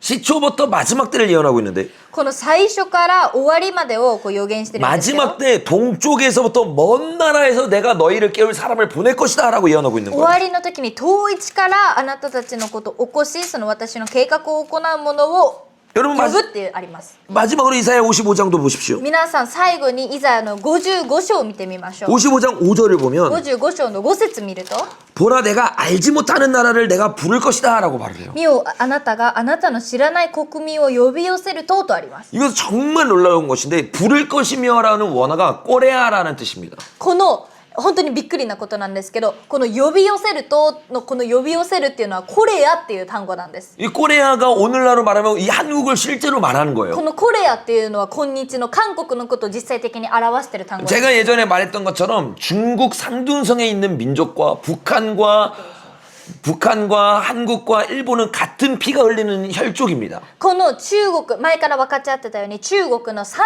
東省にいるその民族と韓国と北朝鮮とこの日本の民族っていうのは全て一つなんです。 그게 동이족이고 한자를 만든 민족이거든요. そしてそれが東夷族であって漢字を作った民族なんですけ 그 ど、 한자에 복음이 숨겨져 있는 거 아시죠, 여러분? 皆さん漢字に福音が隠されてること結構知ってま 그걸 す。 중국이 만든 게 아니라 저와 여러분의 민족이 만들었던 こ 거예요. れは中国だけが作ったんじゃなくて、私と皆さんのこの東夷族が作ったんです。 근데 그거를 대표해서 꼬레아라는 이름을 여기 そして 숨겨놓았는데 それを代表してここにコレアっていう単語を 아 隠してるんです 이거를 けど、 어떻게 생각하면 전사님 그냥 발음이 똑같다고 끼워 맞추는 거 아닙니까? 라고 생각할지도 몰라요. 皆さんちょっと考え方によってはこれただ発音が一緒だからちょっと無理やりこのこじつけたんじゃないですかと思うかもしれません。 그런데 이번에 이스라엘 갔다가 이것이 정확한 해석이란 걸 더 깊이 깨닫게 だ 됐습니다. けど私が今回イスラエルに行ってこれが本当に正しい解き明かしであることを確信することになりま 그것이 した。 마태복음 2장에 나오는데 한번 こ 가보겠습니다. れマタイの福音書の2章に出てくるんですけど、一回言ってみますか。 2장 23절이에요. マタイの福音書の2章の23節 이게 です。 정말 놀라운 진리입니다. これが本当に驚くべき真理です。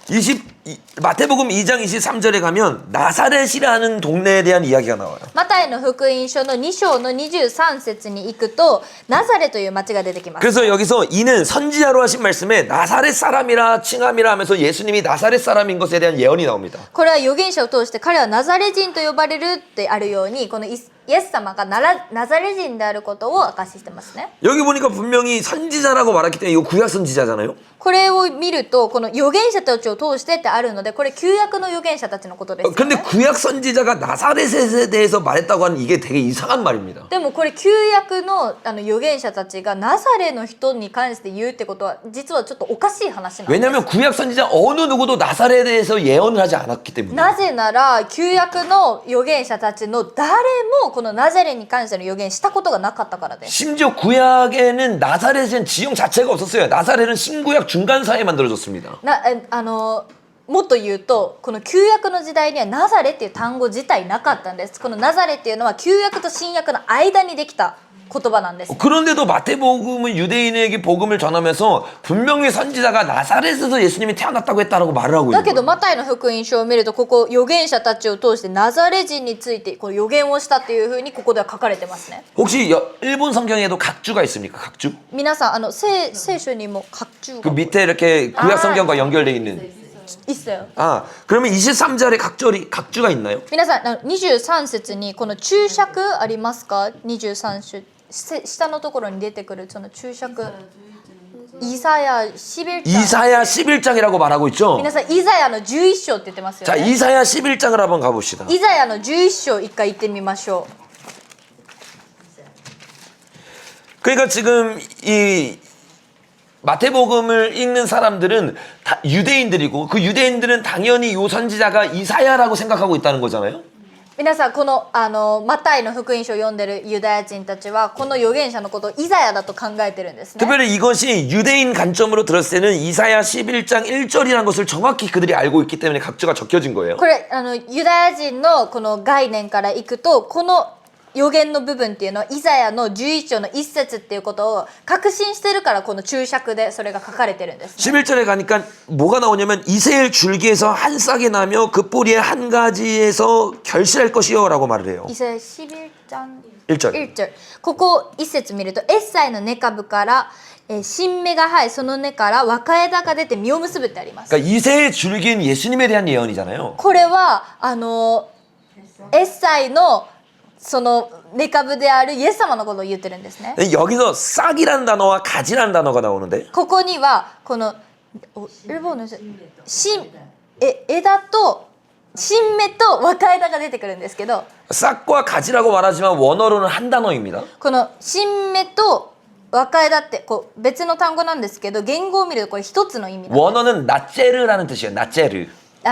言語だったらナッチェルっていう言葉です。 그 나체르가 나사렛이 되는 겁니다. このナッチェルっていうのはナザレのことなんですね。 그 언어 유희를 사용하는 거죠. だからこの言葉の優位って何？語彙を使ってるんです。 그러니까 이사야는 이런 방식으로 자기가 원하는 그 지형을 예언적으로 숨겨놨던 だ 겁니다. からイザヤはこういうような方式を持ってこの自分が言いたいこの使命っていうのを隠してた。 지금 우리가 생각하기에는 이해하기 힘든 문학인데 유대인들은 대번에 이해하기 때문에 각주가 달려져 있는 거예요. だからちょっと私たちが考えた時は理解が難しいそういう解釈なんですけどユダヤ人たちが見た時は普通のこの解釈なんです、ね、だから注釈に書かれてるんです。 이것처럼 이사야 55장도 마찬가지라는 겁니다. これと同じようにイザヤの55章も同じなんです。 내가 모르는 나라를 부를 건데 그 나라 가운데 꼬레아라는 발음이 숨겨져 있는 거예요. 私が知らない国を呼ぶけどそれがコレアっていう単語が隠されてる。 그리고 그것에 대해서 계속 동쪽에서 올 나라 그리고 먼 곳에서 해돋는 곳에서 오는 나라라고 이야기하고 있죠. そしてそれに関してずっと東から来る国そして日の昇るところからにある国っていうふうにずっと言ってるんです。 특별히 성경적 관점에서 동쪽이라는 것이 무엇인지가 창세기 10장에 나옵니다. 特にこの聖書にとっての東っていう東方っていうのがどういうものなのかっていうのが、創世記の10章に出てきます。 거의 마지막이에요. ほとんど皆さん終わりに近づいてますよ。 조금만 힘내면 됩니다. あとちょっとだけ力出してください。 자, 창세기 10장에 가면 셈의 족속이 나오죠. この創世記の10章に行くとセムのその子孫たちの話が出てきます。 21절에 보니까 셈은 에벨의 온 자손이요라고 말합니다. この21節を見るとセムはエベルのすべての子孫の先祖ですってあります。 이게 되게 이상한 말이에요. これちょっと変な話なんです。 왜냐면 에벨은 셈의 바로 직소가들이 아닙니다. なぜかっていうとエベルっていうのはセムのすぐ下のこの子孫ではないんです。 아들의 아들의 아들이에요. 息子の息子の息子なんです。 그럼에도 불구하고 셈 바로 뒤에 에벨을 낳았다는 것은 에벨 족속을 주목하여 쓰고 있다는 거죠. でもセムのすぐ下にエベルのことが書かれてるってことはエベルに注目をしてるってことなんですね。 특별히 에벨이 25절에 나오는데 特にエベルが25節にも出るんですけど 21절에 에벨의 온 자손의 조상이요라고 말한 걸 기억해야 돼요. 皆さんこの21節でエベルのすべての子孫の先祖でありってあるのをちょっと覚えておいてください。 에벨의 온 자손이 누구냐면 두 아들이 나옵니다. このエベルのすべての子孫っていうのが誰かって言ったら2人の息子です。 25절에 보니까 벨렉이 나오고 1人目25節を見るとペレグが出てきます。 둘째가 욕단이에요. そして2人目がヨクタンです。 근데 벨렉을 통해서 누가 나오냐면 이스라엘이 나옵니다. ペレグを通して誰が出てくるのかって言ったらイスラエルが出てきます。 그래서 12장부터는 벨렉 족속에 대한 이야기가 쭉 나오는 거예요. 아브라함이 다 벨렉 족속입니다. そして12章からは本当にこのペレグの子孫のことについてずっと出てきます。アブラハムはペレグの子孫なんです。 벨렉에 대한 이야기는 많이 나오는데 이 욕단에 대한 이야기는 10장이 끝이에요. ペレグに関してはいっぱい出てくるんですけど、ヨクタンに関してはこの10章で終わりです。 근데 이 욕단이 어디를 갔냐라고 말하면 30절에 이렇게 말합니다. でこのヨクタンがどこに行ったのかって言ったらこの30節を見るとこう出ます。 그들이 거주한 곳은 메사에서부터 스발 가는 길의 동쪽 산이었더라라고 말해요. 彼らが住んだ地はメシャからセファルに及ぶ東の高原地帯であったとあります。 여기서 스발은 시베리아입니다. ここで出てくるメシャ、セファルはシベリアのことです。 이 시베리아를 우리가 시베리아 산을 따라서 동쪽 산이라고 말하는데 정확한 원어는 하케뎀이라고 말하고 있어요. 하케뎀. このセファルからの東の山脈っていうんですけど、これが本当の言語で言ったらハケルっていう 그러니까 정확하게 번역하면 하케뎀은 동쪽 가장 끝을 말하는 겁니다. だからこのハケルっていうのをちゃんと通訳をすると東のそのもう果て究極の端のことを表すんです。 실제로 시베리아 가장 끝 동쪽 끝은 대한민국이에요. この実際的にシベリアの一番端の左っていうのは東っていうのはどこかって言ったら韓国のことなんです。 이게 여러분 노아 홍수 바로 뒷 이야기거든요. これがノアの箱舟のすぐ後の時代の話なんですけど、 노아 홍수가 일어났던 게 BC 2333년입니다. ノアの箱舟の事件がいつ起こったかって言ったら BC233 年です。 그때부터 걸어와서 이 욕단이 동쪽 끝에 왔다는 건데 놀라운 것은 한국의 가장 첫 번째 조상을 한국 사람들은 단군이라고 얘기합니다. その時からこの233年の時からずっとこのヨクタンの子孫たちが来てたんですけど、そのびっくりなことは韓国の一番最初のその先祖のことを단군って言うんですね。단군이 나라를 세운 게 정확하게 BC 2333년이에요. でこの단군が韓国っていうかそこで国を作ったのがもうしっかりと BC2330年なんです。 그리고 그 단군이 만들었던 게 한문이고 そしてこの단군が作ったのが韓族。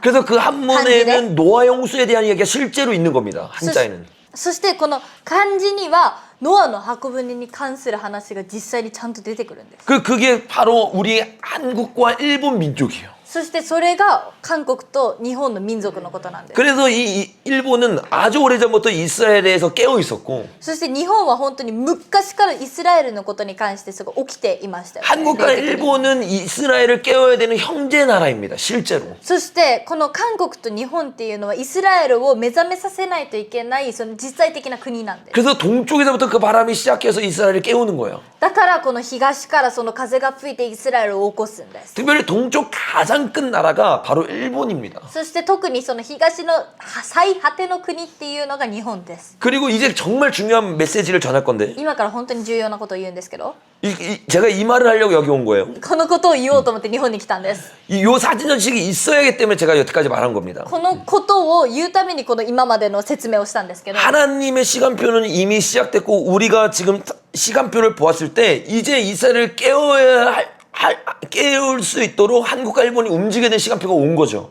この神様のタイムスケジュールっていうのはずっと動いていて、今っていうのがこの日本と韓国が本当にイスラエルを起こさないといけない時期っていうのがもう来てるんです。 그런데 중요한 것은 한국과 일본이 정신을 차리지 못하고 바람의 불 통로가 되고 있지 못하다는 거예요. だけど大変なことはこの日本と韓国が正気を保たないでしっかりしてないからその風を吹かせる通路になりきれてない慣れていないということなんです。 이게 정말 중요한데 하나님의 시간표는 다가왔는데 우리가 준비가 안 되면 하나님의 일이 멈춰질까요? これが本当に重要なことなんですけど神様のタイムスケジュールはもうここまで来てます。だけど私たちが準備ができていない。そういう時ってこの神様の働きって止まるでしょうか。 우리가 성경의 역사를 봤을 때 하나님의 역사는 단 한 번도 멈춰진 적이 없습니다. でも私たちが聖書の歴史を見た時に神様の働きっていうのは一回も止まったことがないんです。 근데 이 말이 좋은 말이 아니라 두려운 말이에요. だけどこの言葉っていうのはいいことじゃなくて本当に恐れないといけないことなんです。 예수님이 승천하시자마자 제자들을 찾아왔습니다. イエス様がこの昇天されてから昇天されてすぐにまた弟子たちのところに来ました。 그리고 제자들에게 말하기를 성령이 임하기까지 예루살렘에 머물러 있으라 그랬어요. そして弟子たちに言ったのは聖霊様が下るまでエルサレムにとどまっていなさいと言いました。 근데 성령이 임하고 나면 사마리아 땅 끝까지 증인이 되라고 얘기했어요. でも聖霊が下ってからはサマリアの果てまでその証人となりなさいと言いました。 하나님이 약속한 것처럼 사도행전 2장에 성령님이 임했습니다. そして約束された通りに使徒の働き2章で聖霊様が下されました。 예루살렘에 엄청난 부흥이 일어나고 사람들이 몰리기 시작했어요. そしてエルサレムに本当にリバイバルが起こって人々が集まり出しました。 그 사람들이 그게 너무 좋으니까 하나님의 말씀에 순종하지 않고 예루살렘에 머물러 있었습니다. だからその人たちはそれがすごいいいからあまりにも心地が良いから神様の言葉に従順しないでエルサレムにとどまり続けたんです。 그들이 부르심에 반응하지 않아서 하나님의 일이 미뤄졌습니까? 彼らがその神様のそのコーリングに従順しなかったから神様の働きっていうのは遅れましたか？ 안 미뤄졌어요. 遅れませんでした。 대신 그들이 반응을 안 했기 때문에 その代わりに彼らが反応しなかったから 스데반 집사의 일로 말미암아 대핍박이 임합니다. ステパノのことをステパノの一軍によって大きな迫害が起こります。 그래서 그들이 퍼질 수밖에 없게 디아스포라가 되어져 버렸어요. そしてそのことによって彼らが散らされるしかない状況ができたんです。 하나님의 시간표는 우리 코앞에 왔고 우리가 진짜 반응해야 되는 기로에 놓여 있는데 神様の時は私たちのもう目の前に来ていて私たちが反応しないといけないそのような時期に立たされているのに 그래서 우리가 반응만 하면 중국과 북한이 무너지면서 하나님의 놀라운 역사로 한국과 일본이 미국과 동맹에서 놀라운 역사를 일으킬 수 있는데 だから私たちが反応さえすればこの北朝鮮と中国を、砕いてそしてアメリカと一つになってイスラエルを目覚めさせるその働きをすることができるのに 우리가 이 부르심에 반응되지 못하면 でも私たちがその神様のお呼びに召しに反応することができなかったら 주님은 핍박을 통해서라도 우리를 흩으실 겁니다. 神様は迫害を通してでも私たちを散らされるんです。 이것이 굉장히 중요한 부분이에요. これが本当に重要な部分なんです。 하나님의 일은 무조건 이루어지고 神様の神様の計画は必ず起きます。 우리 교회들이 어떻게 반응하냐에 따라서 다르게 이루어질 뿐입니다. それは私たち自身教会がどういうふうに反応するかによって方法が変わるだけなんです。 한국 교회는 오히려 정신을 차리지 못하고 반유대주의로 가고 있어요. 韓国の教会は今反応をできずにいてこの反ユダヤ主義になっています。 하나님을 배대하고 마지막 때를 잊어버리고 WCC와 같은 종교통합의 길로 가고 있습니다. 神様を配信してこの、宗教統一 WCC の道に進んでいます。 레위기에 보면 하나님을 따르지 않을 때 내리는 심판 중에 하나가 악한 왕을 세우는 겁니다. そしてレビ記を見ると神様に従順しなかった時に起こっていく罰のうちの一つが悪い王を立てるっていうこと。 레위기 26장을 보면 그래도 정신을 차리지 못하면 그 왕이 너희를 일곱 길로 내쫓을 거라고 말하고 있어요. そしてレビ記の26章を見てその悪い王が立てられてからも正気になることができなかったら7つの道にこの散らされるっていうふうにあります。 이건 굉장히 두려운 これが 말씀이에요. 本当に怖いことなんです。 하나님은 이스라엘 민족이라고 할지라도 하나님을 배도했을 때 그들을 심판 가운데 내버려 두셨습니다. 神様はいくら神の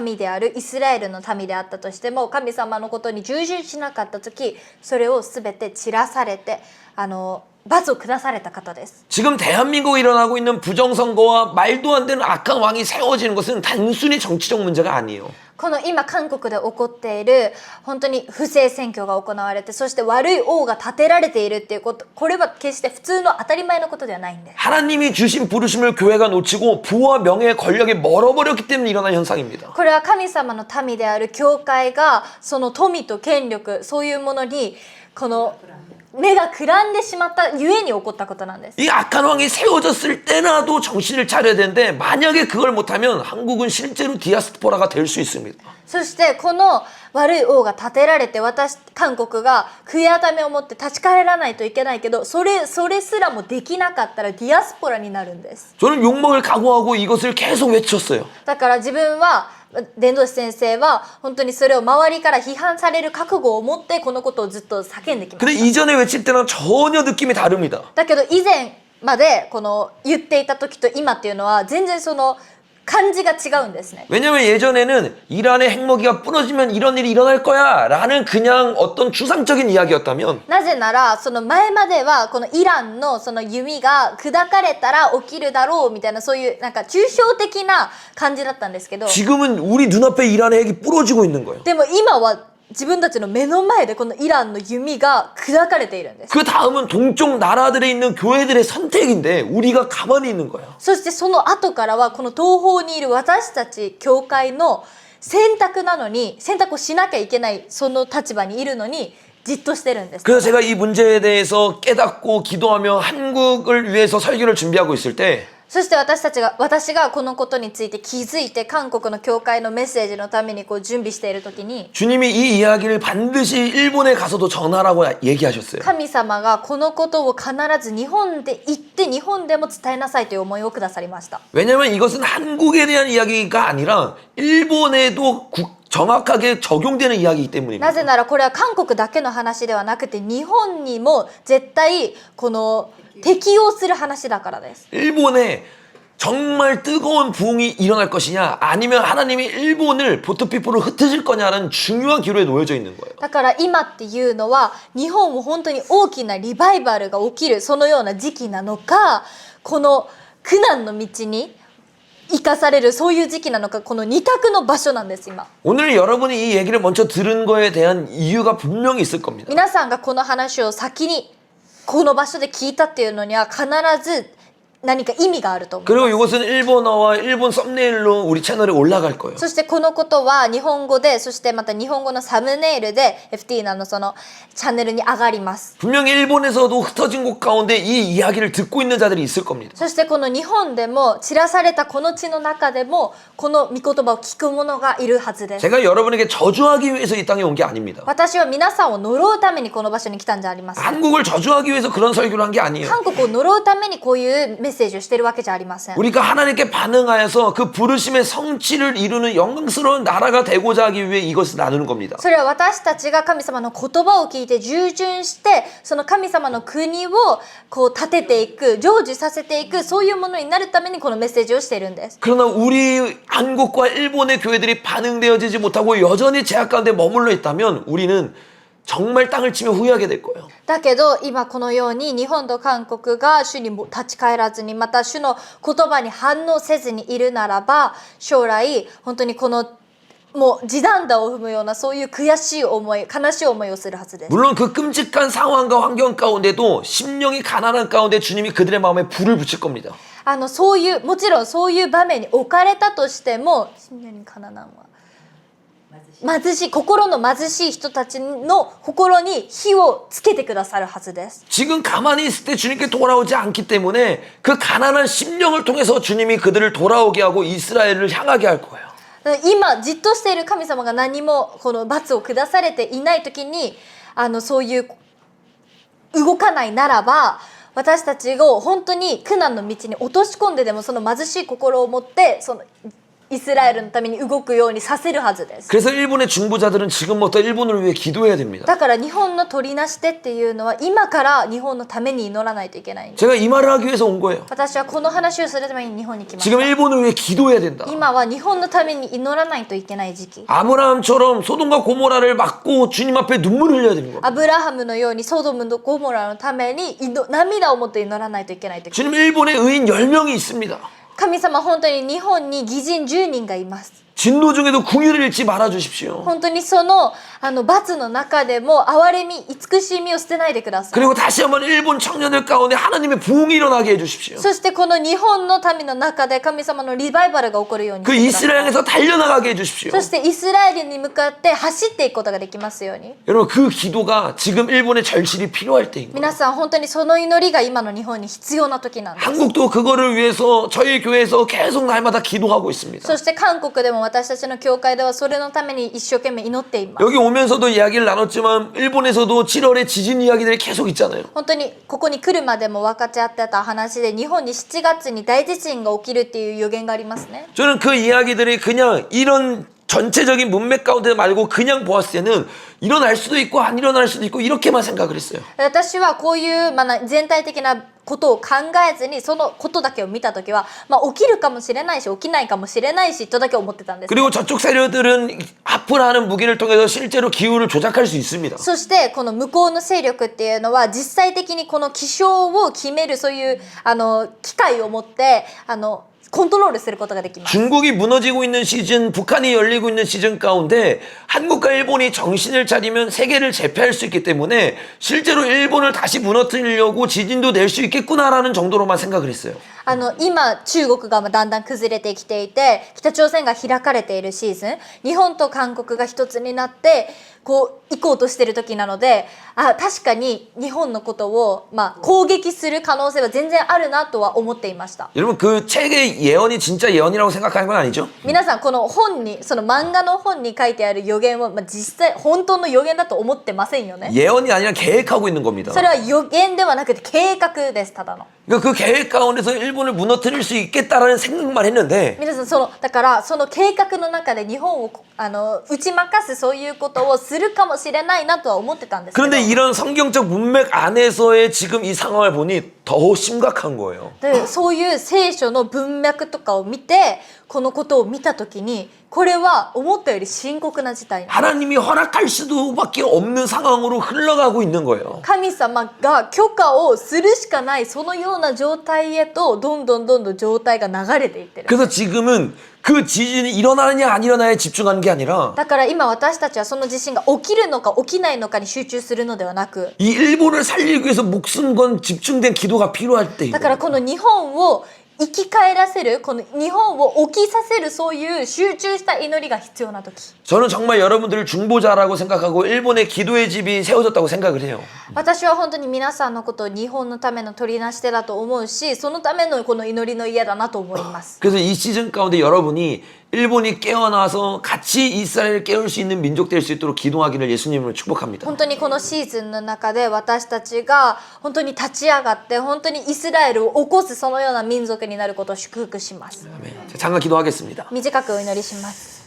사랑하는 주님, 오늘 주님이 주신 말씀을 나눴습니다. 生きておられる神様、今日私が主がくださった御言葉を分かち合いました。 영적으로 정말 중요한 시즌 가운데 한국과 일본이 놓여져 있습니다. 本当に霊的に大事なこのシーズンに今韓国と日本が置かれています。 우리가 어떻게 반응하든지 하나님의 뜻은 반드시 이루어질 것입니다. 主、私たちがどう反応したとしても、主、あなたの御心は必ずなります。 하나님의 때를 깨닫고 일본과 한국이 하나님 앞에 납작 엎드릴 수 있는 은혜를 부어 주시옵소서. 本当に私たちがこの時代を分別して神様の前にひざまずいて祈るそのような者たちとなります。 주님의 치심이 임하는 곳이 아니라 주님의 은혜와 부흥이 임하는 땅이 되게 하여 주십시오. 主はあなたの罰が下るその地ではなく、あなたの恵みとその平安が下るそのような場所になりますように。 그 일을 위해 성벽 무너진 곳에 서는 에스겔 같은 중보자들 일으켜 주십시오. 本当にそのような働きのためにその性癖が壊されたエゼキエルのような者たちを起こしてください。 성벽의 무너짐을 보고 애통하는 느헤미야 같은 자들을 일으켜 주십시오. 性癖が壊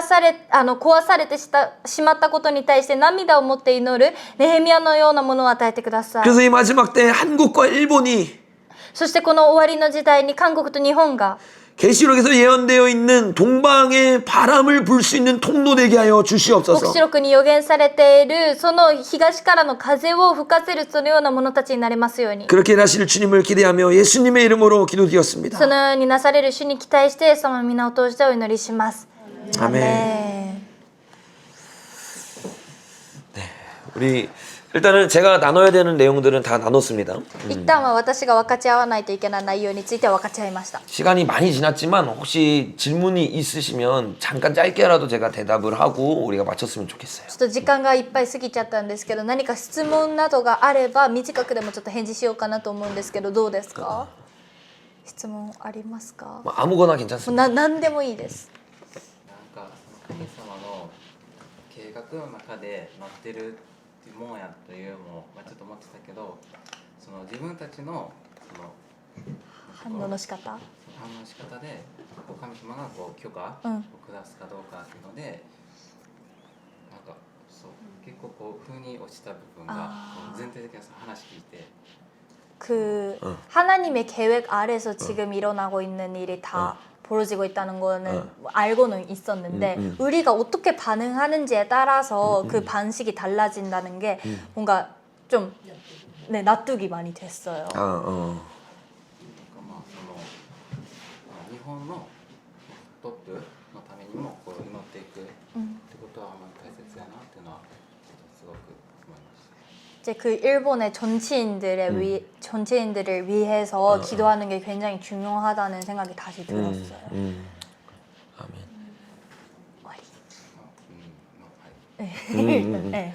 진짜로 지금 기도해야 될 때라. 本当に今は祈りが必要な時期です。 주님이 정치인들을 통해 일하는 게 아니라 정치인들을 위해 기도하는 우리를 통해 일하기 때문에 本当に主は政治家たちを通して働かれるんじゃなくて政治家たちのために祈る私たちを通して働かれるので 성경에도 빌라델피아 교회가 작지만 강한 교회라고 했거든요. 聖書でもフィラデルフィアの教会が小さいけど強い教会って言ってる 여러분의 기도가 절대 작지 않습니다. だから皆さんの祈りっていうのは決して小さいものではありません 그걸 알기 때문에 오늘 이 자리에 와서 제가 말씀을 전하는 だか 거예요. らそれを知ってるからこそこの場所に来て今今日こうやって御言葉を分かち合ってるんです 우리 一番今重要な位置に僕たちがいるんだなというふうにこう、改めて、話聞き持って思いましたね。本当に真剣に 그 지금 진짜 必要があるなと 중요한 시즌에 우리가 놓여져 있다는 것을 진짜 다시 한번 깨달았고 기도가 굉장히 필요한 시즌이라는 것도 알게 되었습니다.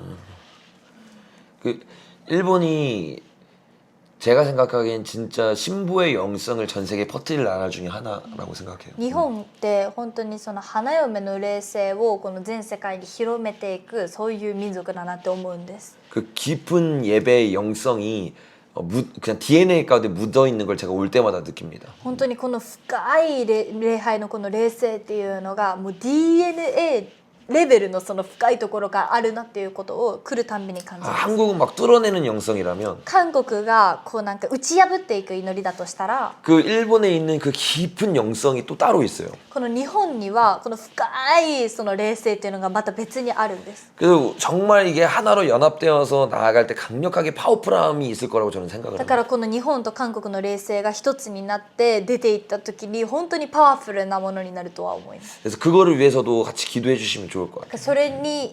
それに対しても一緒に祈ってもらえたら嬉しいです。 같이 이스라엘에서 만날 날도 올 겁니다. またイスラエルで会う日が来るでしょう。 진짜 우리 눈앞에 기적이 펼쳐지는 걸 보게 될 거예요. 本当に私たちの目の前で奇跡が起こっていることを見ると思います。 아멘. 궁금한 거나 이해가 안 됐던 것들도 좀 편안하게 なん 나눠주셔도 か 좋을 も 것 う 같아요. 気になることとかちょっと理解ができなかった部分に関しても全然もう楽に聞いてください。なんか今が本当にこの重要な時っていうのはすごく理解できたんですけど、なんか具体的にどのようなことを祈っていったらいいのかっていう、今ほら祈りの文言っていうかあるじゃないですか。だからその例えば日本にリバイバルを、そういうなんていうのかな、具体的にどういうようなことを 지금이 굉장히 중요한 시즌이라는 것은 이제 설교를 말씀을 듣고 이해가 됐는데 그럼 구체적으로 어떤 기도를 해야 되는지를 알려주시면 좋겠다. 그러니까 제가 느끼기에 가장 중요한 것 중에 하나는 지금 일본과 한국의 교회가 움직여야 되거든요. 私が今感じて一番思うことは日本と韓国の教会が動かないといけないっていうこと。 특별히 제가 믿는 것은 역대하 7장에 보면 나라에 대한 심판과 모든 일들은 교회가 깨어나냐 못 깨어나냐에 달려 있습니다. この歴代史第2歴代史に出てくることなんですけど、この教会国がどういう風になっていくかっていうのはこの教会に全てかかってるんですね。 한국 교회 같은 경우는 지금 반유대주의가 이렇게 가득 차 있어요. 이스라엘을 반유대주의. この今韓国の状況はこの反ユダヤ主義っていうのがすごいもう多い占領してきてるんですね。 이스라엘을 깨워야 되는 나라 중에 하나가 이스라엘을 대적하고 있는 거죠. イスラエルを起こさない目覚めさせないといけない国のうちの一つがイスラエルの敵になってるんです。 여기서 모든 저주가 출발되기 때문에 한국을 위해 기도할 때는 한국의 교회에 있는 반유대주의가 무너지도록 기도하고 있습니다. だからここから全ての呪いが始まっていくので韓国のために祈るときはこの反ユダヤ主義が崩れることからまずは祈ってます。 그런데 일본을 위해 기도할 때는 조금 다른 것 같아요. でもまた日本のために祈るときはちょっと違います。 일본을 제가 제대로 아는 건 아니지만 제가 들었던 이야기들로만 보자면 일본에는 이스라엘에 깨어있던 교회들이 그래도 덜어 있다고 제가 들었어요. で私が日本に関していっぱい知ってるわけではないんですけど聞いたところによるとそのイスラエルのために祈っている教会っていうのが結構たくさんあるというふうに聞き 근데 ました。 지금 일본에 필요한 것은 거기에 불을 줄 수 있는 부흥의 불이 필요하다는 생각을 제가 계속해요. で私が今考えるのはそこにこう火をつけることができるそういうリバイバルの炎が必要だなっていうふうに思うんです。 그리고 제가 몇 년 전부터 한국에서 계속 실제적으로 얘기했던 것 중 하나는 반드시 마지막 때 일본에는 부흥이 오고 그 부흥을 시작으로 전 세계 일들이 시작될 겁니다. そして私が何年前からずっと韓国で分かち合ってることなんですけど日本では必ずリバイバルが来てそしてそのリバイバルを始まりとして世界に広がっていくっていうことを私はずっと思ってるんです。 여기서 기도해야 되는 포인트가 나오는데 だからここで祈らないといけないポイントが出てくるんですけ 이제 ど 부흥이 어떤 식으로 오냐가 중요하잖아요. このリバイバルがどういうふうに来るのかっていうのが大切ですね。 우리가 회개하지 않는 완악한 마음을 가짐으로 말미암아 이걸 깨뜨리는 환경을 조성해서 부흥이 임할 거냐. この、私たちの悔い改めをしない堅くなな心を砕くそういう祈りからこのリバイバルが来るのか 아니면 일본 교회 굳은 마음을 먼저 제할 수 있도록 누군가가 그 성령의 은혜를 구하여서 하나님의 은혜가 부어짐으로 놀라운 부흥이 임할 것이냐. それがこの堅くなな心を砕く誰か一人誰かが現れてその人がこうメッセージをした時にこの恵みによるだからこの悔い改めのリバイバルかこう恵みによって始まっていくリバイバルかどっちかなんです。 아까 말했던 이스라엘 평안할 때는 성경에서 말하는 늦은 빛 시즌이거든요. さっき言っていたイスラエルの平和っていうのは聖書でいう後の雨のことなんです。 이른 빛 때 비가 어떻게 내렸는지를 생각하면 돼요. この初めの雨の時がどうだったかっていうのことを考えたらいいんですけど 120문도들이 이른 빛 성령을 다들 미쳤다고 할 때 구하기 시작했죠. 120명.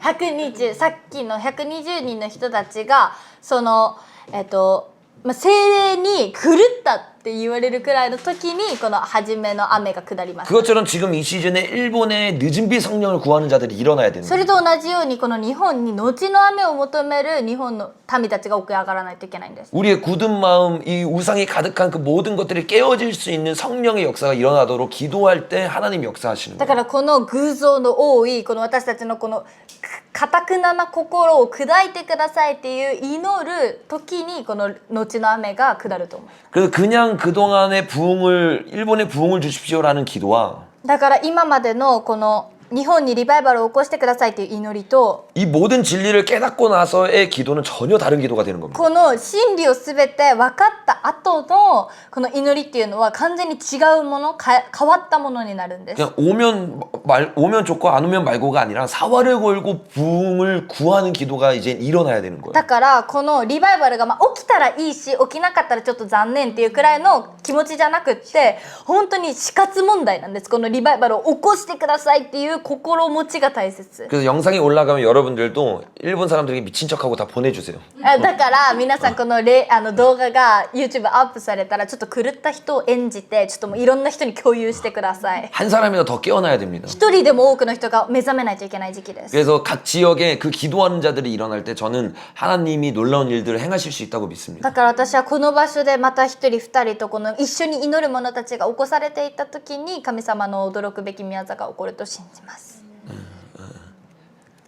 오케이, 다 끝나시나요? 어. もうちょっとありますかなんていうか今日その礼拝というか祈りの家のスタイルの礼拝だったんですね。みーちゃんがピアノ弾いて、うんそれぞれっていう。でその時になんか日本人がなんか神様がいるのにどうしてこんなことが起こるのかみたいなことをよく言うんですよ。伝道したりした時に、神がいねえだなんとか戦争が起こるのかとかね。でそのことをなんかこう実らされて神に対する逆恨みっていうのかな、本当は私たちのが原因でそういうことが起こってるんだけど神にこうなんていうの逆らってこう文句っていうねでそのことのだから悔い改めとあと昔クリスチャンがこう廃墟させられる時にもう神の元には帰りませんっていう制約をさせられてるんですよね。でそのことのなんか悔い改めというか打ち砕きみたいなことをこう示されて祈ったんですけど 일단 잠깐만 얘기하겠습니다. 그 오늘 평소에는 이제 위에서 악기팀 이렇게 하고 예배를 드리고 하는데 오늘은 좀 기도하는 시간이 길게끔 이렇게 좀 예배를 다른 방식으로 네. 드렸었거든요. 근데 그때 마음을 하나님께서 주신 게 이제 자기가 전도 같은 걸 하면 사람들이 막 하나님 안 믿는 사람들이 무슨 말을 하냐면 왜 하나님이 있다면 이런 일이 일어나냐 왜 지진도 일어나고 왜 전쟁도 일어나고 막 그런지 항상 질문을 한대요 사람들이 그때 이제 약간 사카우라미 원망? 또 봐봐 갖고 했듯이 약간 뭐라고 해야 되지? 그때 사람들이 하나님께 원망하는 모습이 보이는 느낌? 약간 뭐라고 해야지?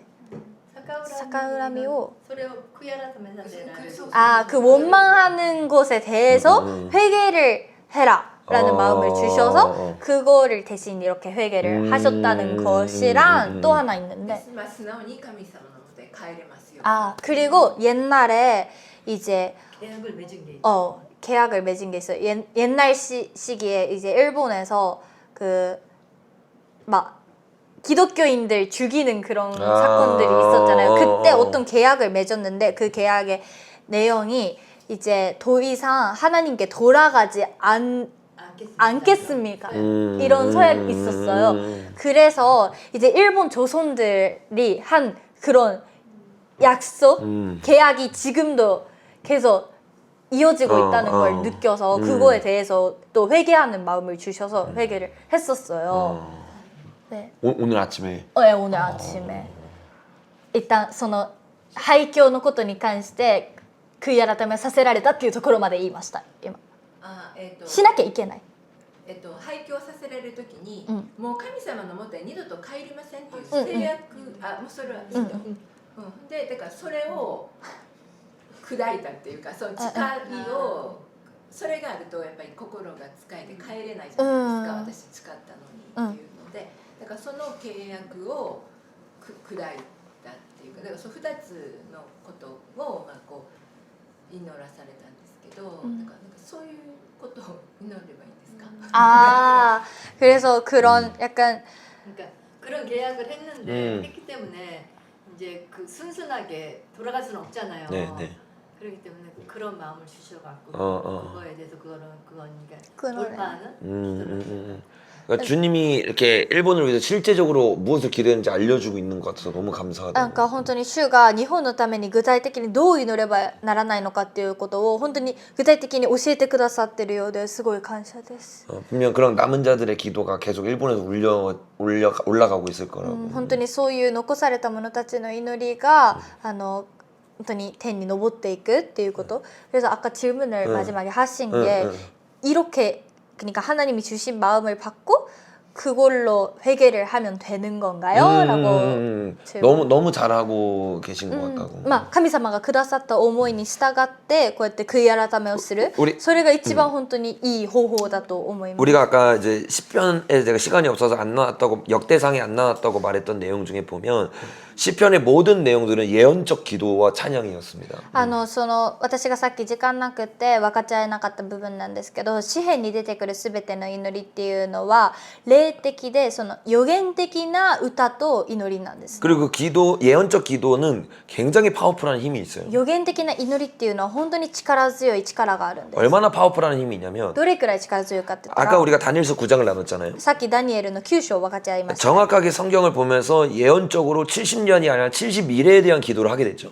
さっきその予言的なことによって70年ではなくて70週の祈りをする変わりましたね。 그 예언적 하나님이 주신 그 중보 기도 제목을 가지고 기도하기 시작할 때 영계가 막 흔들렸어요. だからこの霊的な神様からの示しが与えられてそれで祈っていった時にこの霊界っていうのが揺れたんです。 그래서 그 기도 하나로 미가엘과 루시퍼가 싸웠던 겁니다. だからその祈り一つをもってミカエルとルシファーが戦いをしたんです。 근데 이 미가엘과 루시퍼가 싸우는 장면이 한 번 더 나와요. でもミカエルとルシファーが戦うシーンっていうのがもう一回出てきます。 그게 계시록 そ 12장이거든요. れが黙示録12章なんですけど。 계시록 12장은 전 3년 반 때입니다. 黙示録の12章っていうのは、7年の観覧の前半の3年半の時なんです。 하나님 앞에 마음이 아픈 자들이 기도하기 시작할 때 미가엘과 루시퍼가 전쟁을 하고 그 전쟁에서 루시퍼가 돼서 땅에 떨어집니다. 神様の心と一つになっている者たちが祈った時にミカエルとルシファーが戦いをして、そしてルシファーが負けて地に落ちてきます。 루시퍼뿐만 아니라 각 나라를 붙잡고 있는 영들이 있어요. そうルシファーだけじゃなくてそれぞれの国を掴んでいるこの霊っていうのがあるんですね。 그 영과 우리가 싸워 이길 수 없지만 우리가 기도할 때 미가엘이 움직이는 겁니다. 霊と私たちが戦っても勝つことができないんですけど、私たちが祈った時にミカエルが来てミカエルが勝ってくれるんです。 그래서 주님이 실제적으로 오늘 오전이나 이런 시간에 깊이 기도할 수 있는 시간에 더 민감하고 더 정확하게 무엇을 위해 기도할지 알려주는 겁니다. だからこの午前の時間とかみたいにその祈る時間が与えられた時に神様はもっと敏感にもっと深い霊的なその祈らないといけないことって教えてくださったんだと思います。 그렇게 이제 기도하면 너무 좋을 것 같아요. だからそうやって祈られるっていうのは本当にいいと思います。ね、또 하나 있는데 イスラエルのその12部族がアリアするようにっていうその聖書の約束っていうかな、神様がイスラエルに置いてる約束の御言葉を宣言したりするのもすごく有効ですか。なんていうの、イスラエルに風を送るとかっておっしゃったじゃないですか。その意味がちょっとよくわかんない。 아까 이스라엘에 바람을 불게 한다 그렇게 말씀하셨는데 그게 아직 잘 이해가 안 됐대요. 그러니까 계시록 7장을 보면 목시록 7章を見ると 7년 대환란이 일어나기 전에 7年観難が起きる前に 7년 대환란이 이스라엘 중심으로 이제 시작되거든요. 7年大観難時代っていうのはイスラエル中心に起こるんですけど 7장을 보면 그 바람이 불어올 때 7년 대환란이 시작하는데 この7章を見るとこの風が吹いてくるときに観難が始まっていくんですけど 4명의 천사가 동서남북에 그 바람을 붙잡고 있는 거예요. 4人の天使たちが東西南北の風を掴んでいるんですね。 이걸 붙잡고 있는 때가 언제까지냐면 14만 4천이 인을 받을 때까지죠. この掴んでいるのがいつまでなのかって言ったら14万4千人がその額に印を受ける時までなんです。 그러니까 이제 바람이 이제 놓여질 때는 14만 4천 인을 다 받는 거예요. 신부가 준비됐을 텐데. だからこの風が吹く時っていうのは額に印を押された後だから花嫁として準備ができた後。 근데 계시록 7장 2절을 보면 그 일의 시작이 でもその黙示録7章の2節を見るとそのことの始まりっていうのが 임치는 천사가 해 돋는 것으로부터 올라온다고 말을 하고 だ 있죠. からこの火を押す天使が日の昇るところから来る。 그래서 동쪽에서부터 신부들이 준비돼서 이스라엘에 있는 유대인들을 깨우고 だからその東のところから主と同じ心の人たちがイスラエルを主の花嫁たちがイスラエルに来て彼らを起こして 그들이 한세 사람이 되면 급하고 강한 바람이 오순절의 바람이 예루살렘에 불어오는 거예요. そして異邦人とこのユダヤ人たちが一つの人となった時にこの速いこの精霊の風っていうのが吹く 근데 그 급하고 강한 바람이 불어오는 시즌에 러시아 이란이 이스라엘 둘러싸고 있을 때라고. そしてこの力強くて速い風が吹く時っていうのがいつかって言ったらロシアとイランがこのイスラエルを掴もうとしているその時期なんですね。 그래서 성령님의 급하고 강한 바람 가운데 하나님의 영권을 받은 자들이 엘리야와 모세처럼 그들을 무너뜨리면서 7년 대환란이 시작되는 겁니다. そしてこのなんていうのもう一回다시 한번 말해줘. 그러니까 뭐 나눴지 내가 뭔가 지금 마지막 문장만. 모세와 그러니까 급하고 강한 바람이 불어와서 성령님 임한 거잖아요. 급하고 강한 바람이. 그래서 엘리야와 모세와 같은 능력을 받아서 그 이제 이란과 러시아를 이기면서 7년 대환란이 시작하는 거죠. そしてその風を受けた者たちがモーセとかエリアのようにこのイランとかロシアに勝っていくそういう人たちになっていくっていうこと。 맞나요? 이해되나요? まあそこの部分はわかるんですよね。具体的に風が吹いてことがある 具体的に風が吹くってどういうことかってことですか? って言わればいいね 그러면 바람며 불어라 이렇게 기도해야 되는 건가요? 그게 아니라 소절할 바람이라는 것은 이제 우리가 사도행전 2장에 보면 성령님을 말하는 거예요. このだから風っていうのは使徒の働きを見たら分かるように聖霊様のことを表すんです。 그렇기 때문에 우리가 바람아 불어라는 기도보다는 성령 늦은 비 성령이 임하게 해달라고 기도를 하는 だから 거예요. 風を吹けっていう祈りよりかは後の雨である聖霊様よ来てくださいっていう祈り。 그러면 극하고 강한 바람이 우리에게 이제 불어오는 そ 거죠. したらその強くて力強い風が吹いてくる私たちの中に。 요거를 예언하고 있는 게 에스겔인데 これを予言してるのがエゼキエルなんですけど。 그 극하고 바람 가운데 하나님의 강력한 군대가 일어나잖아요. そしてこの風の中で神様のその力強い軍隊が起こされていく。 그래서 그 군대가 러시아와 이란을 영적으로 이기면서 실제로 육적으로 이기는 거예요. そしてこの軍隊たちが霊的にこのイランとロシアに勝っていて、そして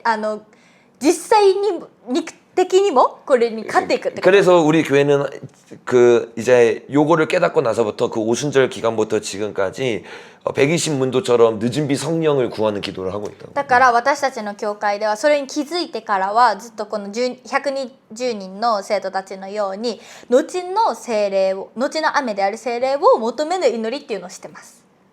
風を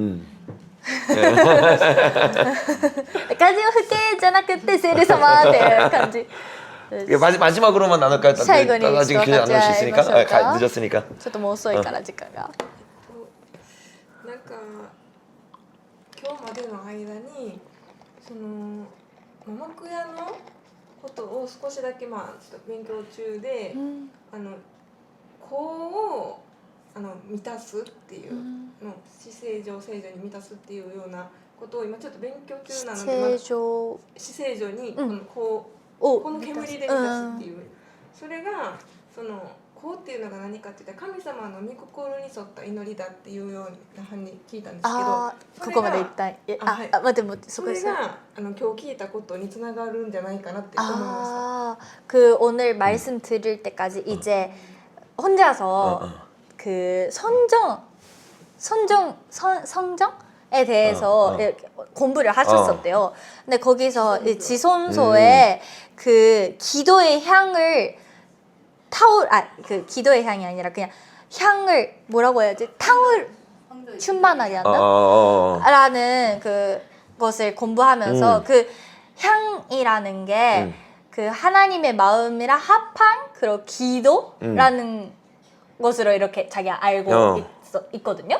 근데 그 부분이랑 오늘의 말씀이랑 뭔가 이제 연결되는 부분이 있었어요.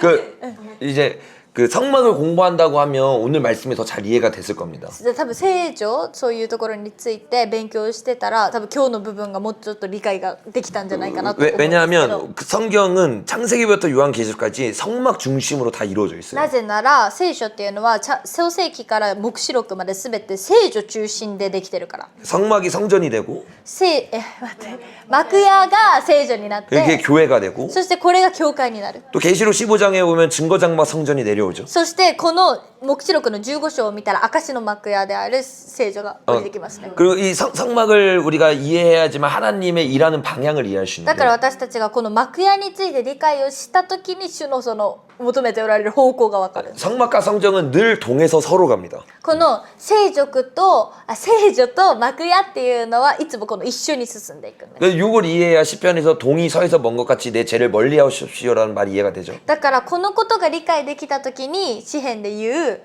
東から西にするように私たちの罪を遠くしてくださいっていう言葉が理解できる。 내가 죄인이었던 상태에서 지성소로 나아갈 때 의인이 되는 거니까. 私たちが罪人であった時にこの死聖所に行った時にこれが義人になることができる。 그게 하나님의 운행 방향이거든요. 동에서 서로.